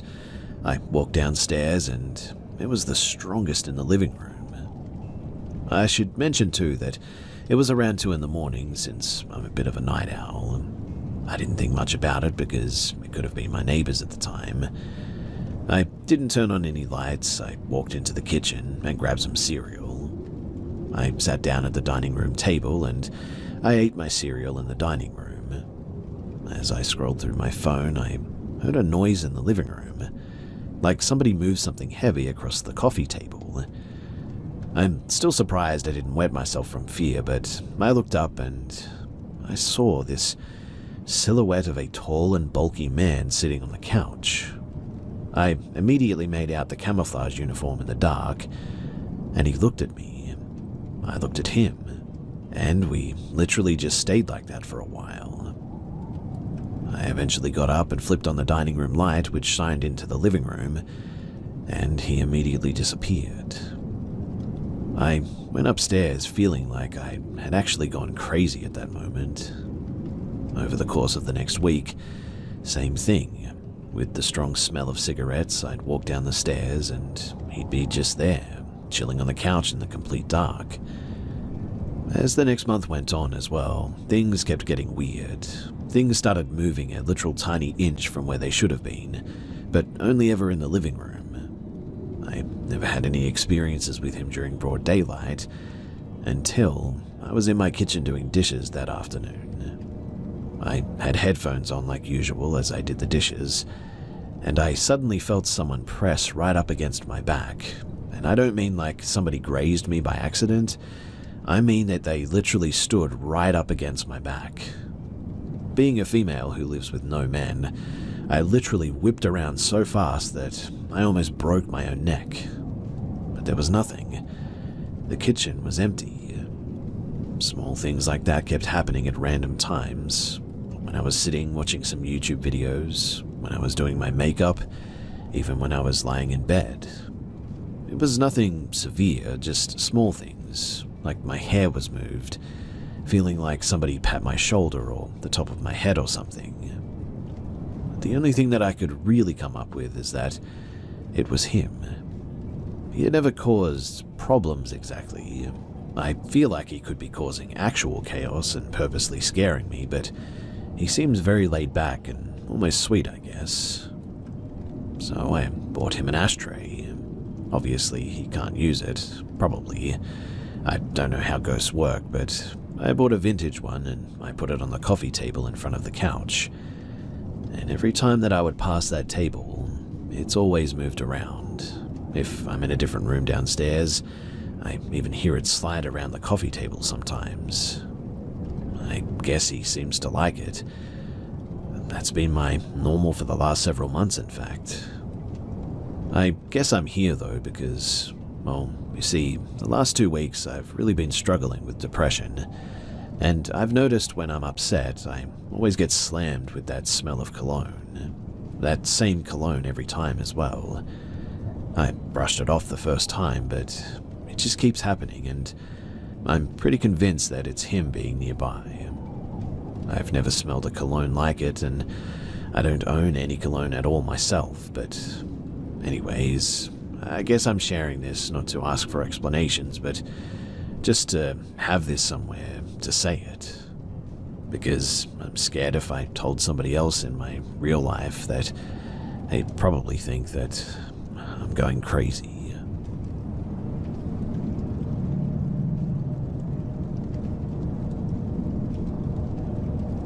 This happened when I was about 12 or 13. For important context, I lived in an apartment complex that was 2 sets of rows, each row with 4 apartments. I lived in the apartment closest to the street of one row, and had 2 cousins that lived in the apartment at the very end of the row, in the back. I would hang out with them just about daily. We were very into soccer at the time, and we would walk to the park about 4 or 5 streets away, along with some of the neighborhood kids, and play some soccer there. Now, I say neighborhood kids, but it was a big group of about maybe 15 kids total, and the ages ranged from 10 years old all the way up to 17.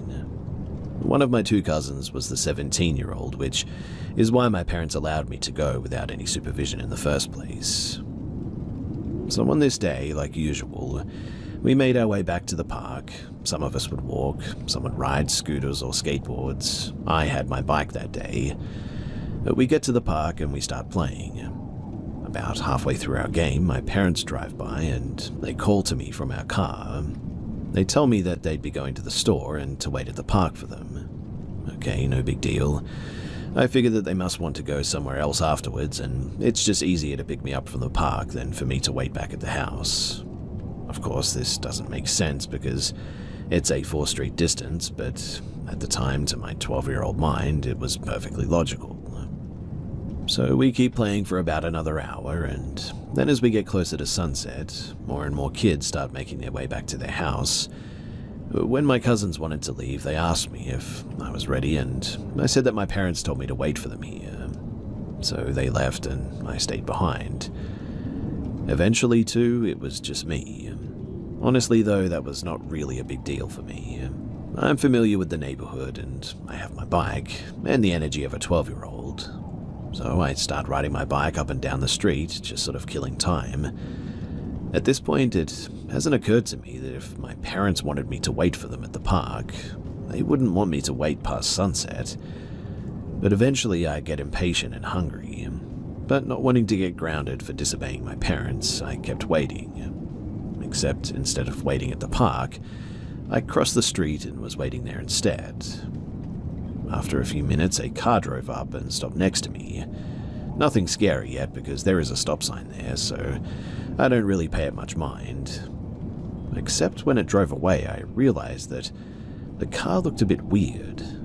It was old and boxy, like an 80s car, but what really stood out was that it looked spray-painted grey. What I mean is that it was definitely not real car paint, or done by a professional at least. I don't know if someone who stole a car would be dumb enough to draw that much attention to it, or if the look was intentional, but you could tell that it was just spray-painted all over it. Anyway, it drove away and I kept waiting, annoyed now. Then the car comes back from the other side of the street.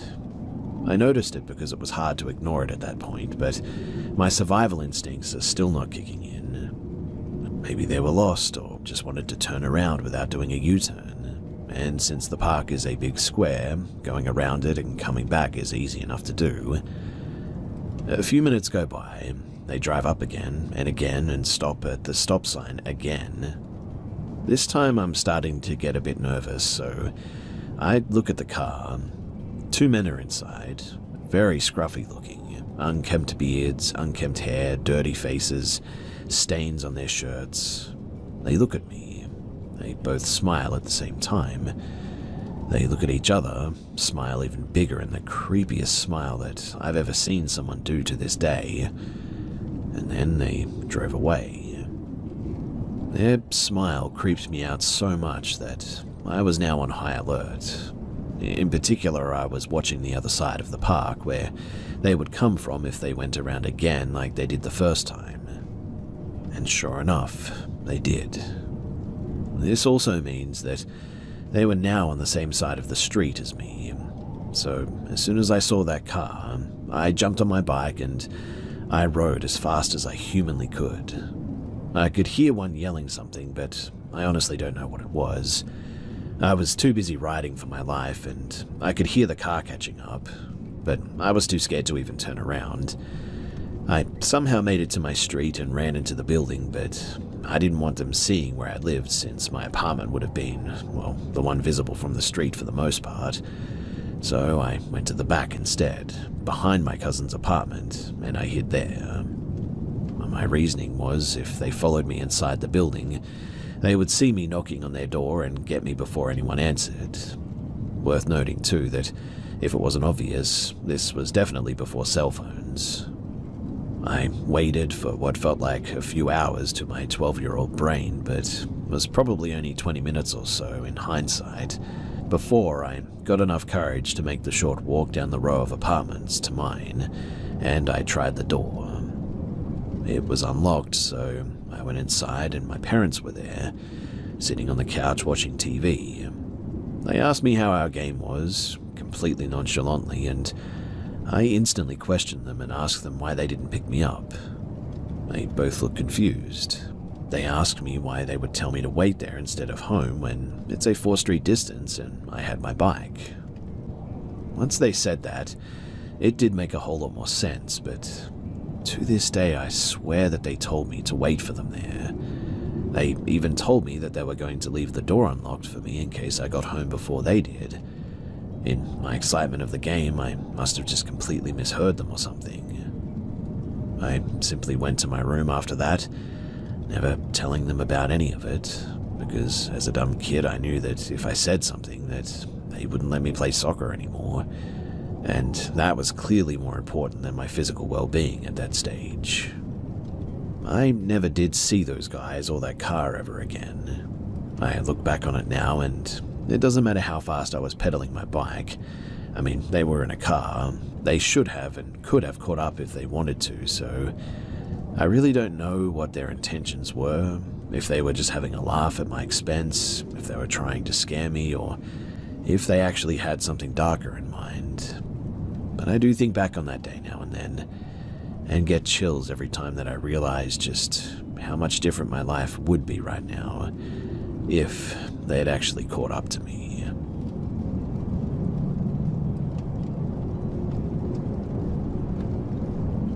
So I'm 24 and male, and branching out a little bit in my dating practices.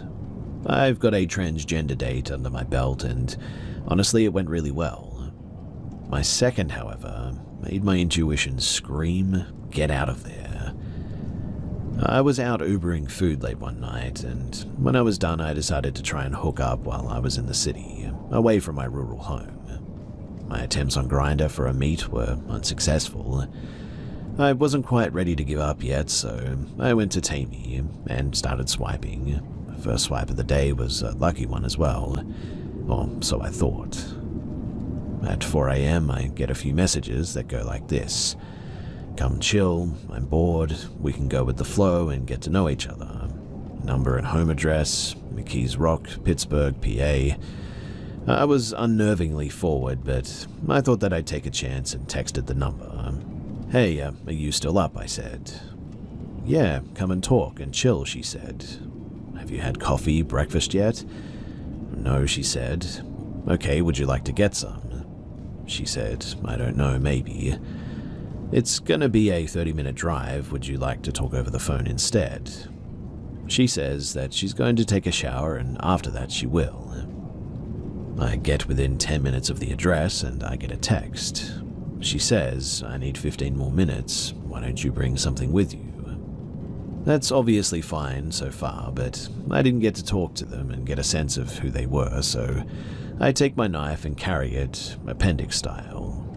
I circle around the block to scope and find a parking spot, preferably close in case I need to nope the heck out of there. Someone had just parked out on the street in front of the location, and they were just sitting in their car, it seemed. I waited out a bit, and they just never come out. I then gained the courage to go to the door, mentally prepared for anything to go down. I knock and the door opens. I didn't recognize the person who opened the door, but I told them who I was here to see and they let me in, directing me to the door to my left. The guy then stands between me and the exit and says, "Come on, man, what the heck?" And as if on cue, another man enters the building and they go upstairs. I thought that this was the man who was parked in the spot and never got out as well. There were 3 apartments in said building, hers, the third, to the left as soon as you enter the main door, and then one up some stairs facing the main door. I didn't pay much mind at this point to where the last one was, but I knocked on the 3rd apartment to see my date, and she answers right away. "I still need a few more minutes," she says, and shuts the door. I didn't get much more than a glimpse of her face in the process, but once she shut the door, I was in the hall alone. It was then that I heard 2 to 3 men's voices speaking to each other, almost inaudibly as music dampened this secret conversation. In that moment, my heart suddenly sank to my stomach, and it felt like I had to go before anyone noticed that I'd left. So I walked out and went straight to my car.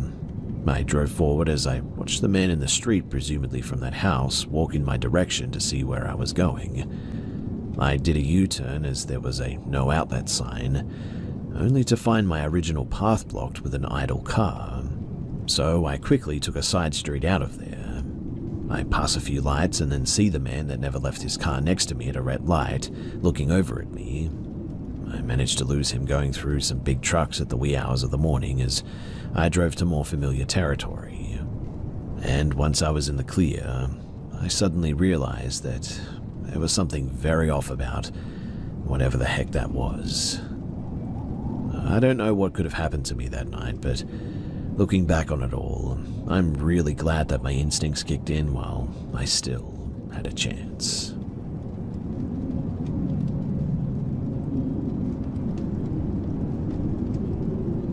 This experience gave my whole family chills, and quite honestly, we're looking for a rational explanation for it. It happened on last Christmas. My grandparents' house is in the middle of the woods. Our whole family has this yearly get-together kind of thing during Christmas, and we were preparing dinner and my aunt was taking a nap at that time when she started screaming, twitching, and woke up in a cold sweat. She started mumbling nonsense about seeing visions of mangled toddlers creepily smiling and walking towards her. We thought that she went crazy until it was about bedtime. My grandfather crawled into his bed to go to sleep when he started suddenly hearing a toddler's voice saying "Mama" over and over again. According to him, the voice started to progress and got louder. There were no kids in our house, mind you. My grandfather's house is also in the middle of nowhere between the woods, which means that we don't have any neighbors close by either. My cousin, who was scrolling his phone while sitting on the toilet, started to hear the same sound around the same time that my grandfather heard it. The toilet is at the far right of the house, grandfather's room is at the far left, so really there's just no way that both of them could have been hearing the voice from different directions at the same time. My mother and myself were sharing a bed that day, and she woke up to the voice of a toddler giggling and saying "Mama." Our dog, an 8-month-old lab, was barking and growling crazily that night. It just was really unlike him. That furry dude is friendly with anyone and everything, but the same thing happened to my uncle, father, dad, and grandfather, and all of them woke up to the sounds of a supposedly cursed toddler.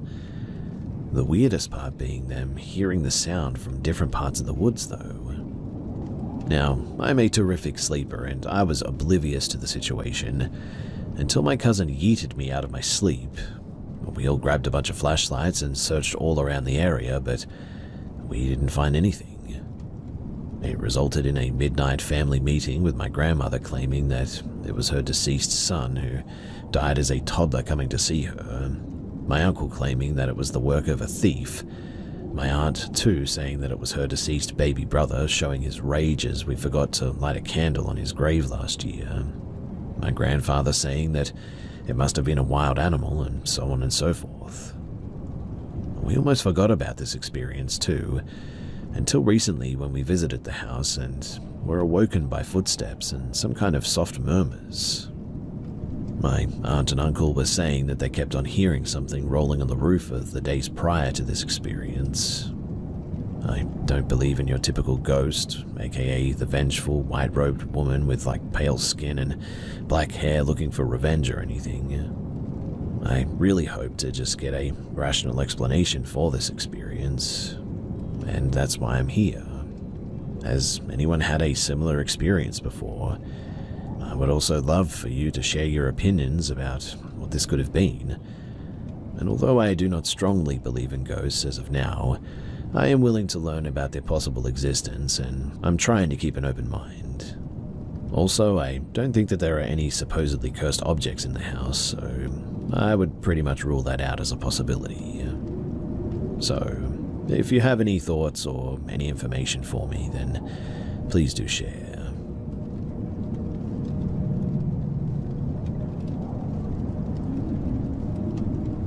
So first of all, I'm not from North America, middle of Europe here actually, so there are no crazy big wild animals and mountain lions who could make weird sounds, or even hillbillies with guns in this story that I experienced during a time at college, but it was definitely still pretty spooky.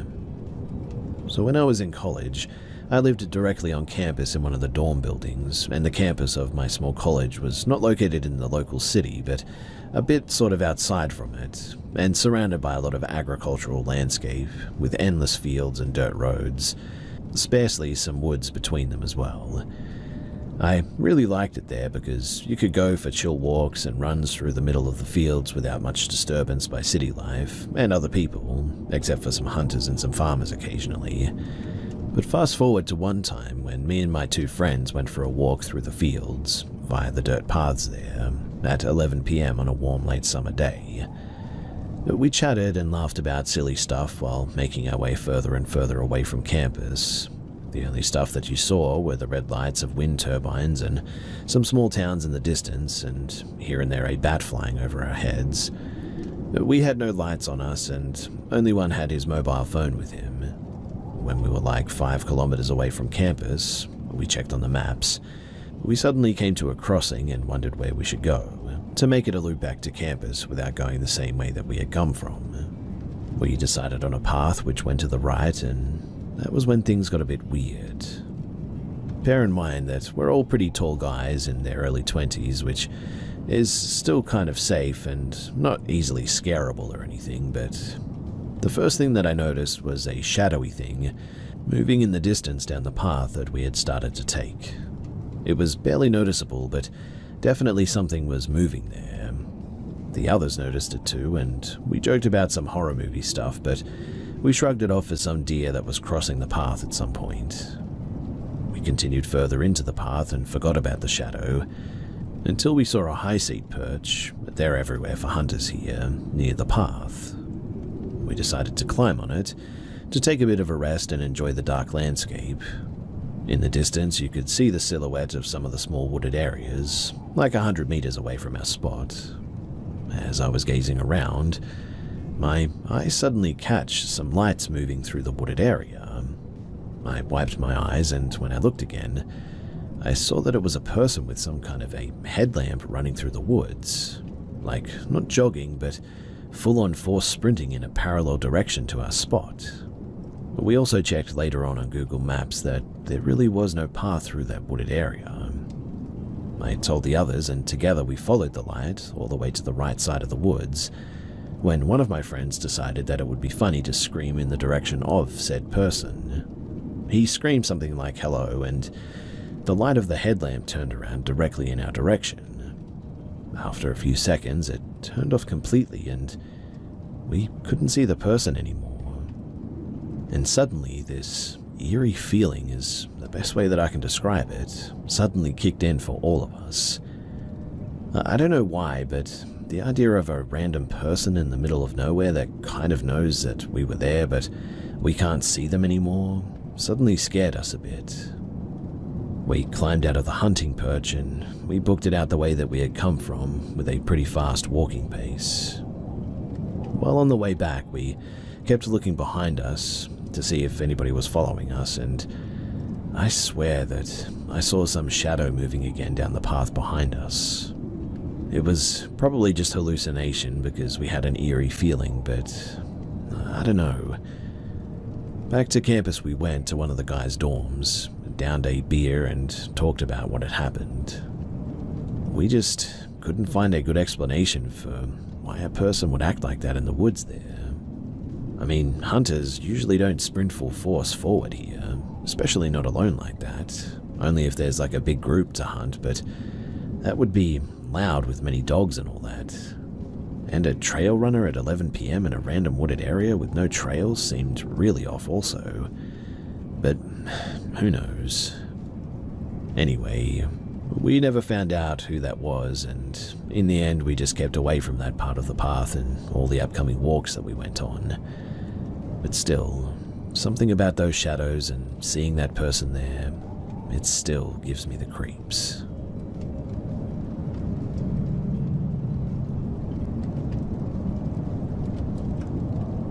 This happened to me Wednesday night.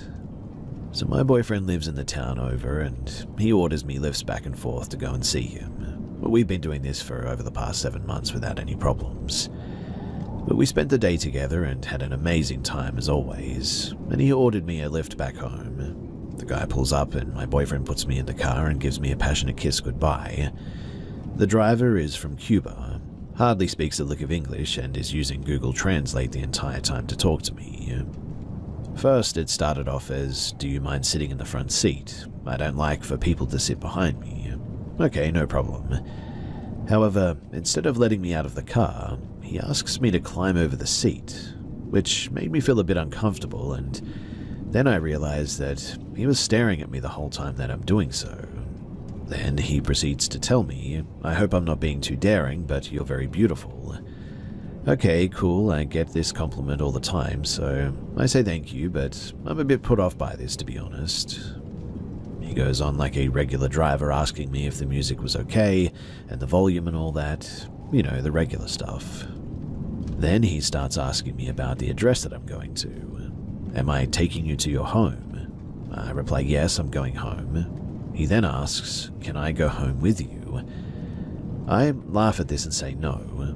He asks about the guy that put me in the car, if he was my boyfriend or my husband. He's my boyfriend, my soon-to-be husband. He asks, "Can I be your boyfriend too?"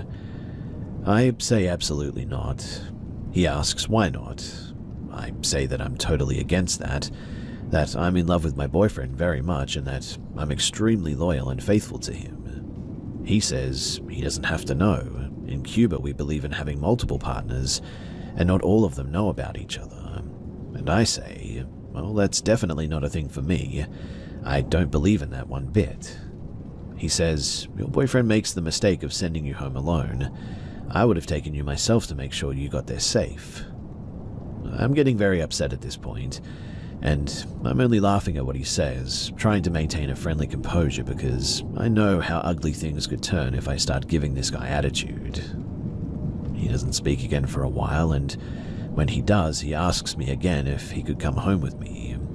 I tell him no again, and he says, "You're so beautiful. I really want to be your other boyfriend." I don't even say anything but shake my head no and start fidgeting with my phone. He tells me that he has a lot of money and that he would take care of me. I told him that I didn't care about that and that I wasn't interested. He asks if he could give me his number so that we could text each other, and I say no. After what seemed like an eternity, we pull up to my house and he gets down trying to help me with my bags. I decline his help and he tells me, "Hold on," and pulls out his phone one more time and asks, "Can I come inside with you?" I tell him have a good night and to have a safe trip back, and dart inside as fast as I could, locking all the doors behind me, calling my boyfriend immediately so that he could report this weirdo because I don't want this unpleasant experience to happen to anybody else. In the end, though, the only thing Lyft did was give my boyfriend a $5 credit to his account for the unpleasant experience. He wasn't even able to tell him. He really wasn't even able to tell them why it was so unpleasant. And look, I know, stories like this aren't actually the scariest or creepiest ones out there, but if you were a young woman and in a stranger's car like this, and they were pressing like this and trying to come into your home and everything, trust me, going through something like this is actually pretty terrifying. So yes, ladies, creepy drivers are definitely a thing, and please, be careful out there.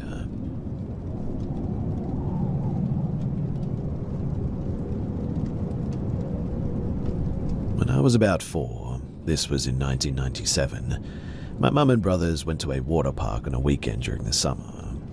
The park was set up so that you would walk through the entrance and run directly into a food court with the little information or map station there. To the left was inside an arcade area with a roller coaster, a little one, directly outside of it, and behind the arcade building was an enormous wave pool. To the right of the entrance was the kiddie park, and then behind the kiddie park was a lazy river and all the water slides with it. Since my brothers were older and they wanted to ride the big slides, my mum and me split from them to head to the kiddie park. I remember playing for a little while, making some friends with some of the kids, when this one little boy asked me if I wanted to go to the wave pool.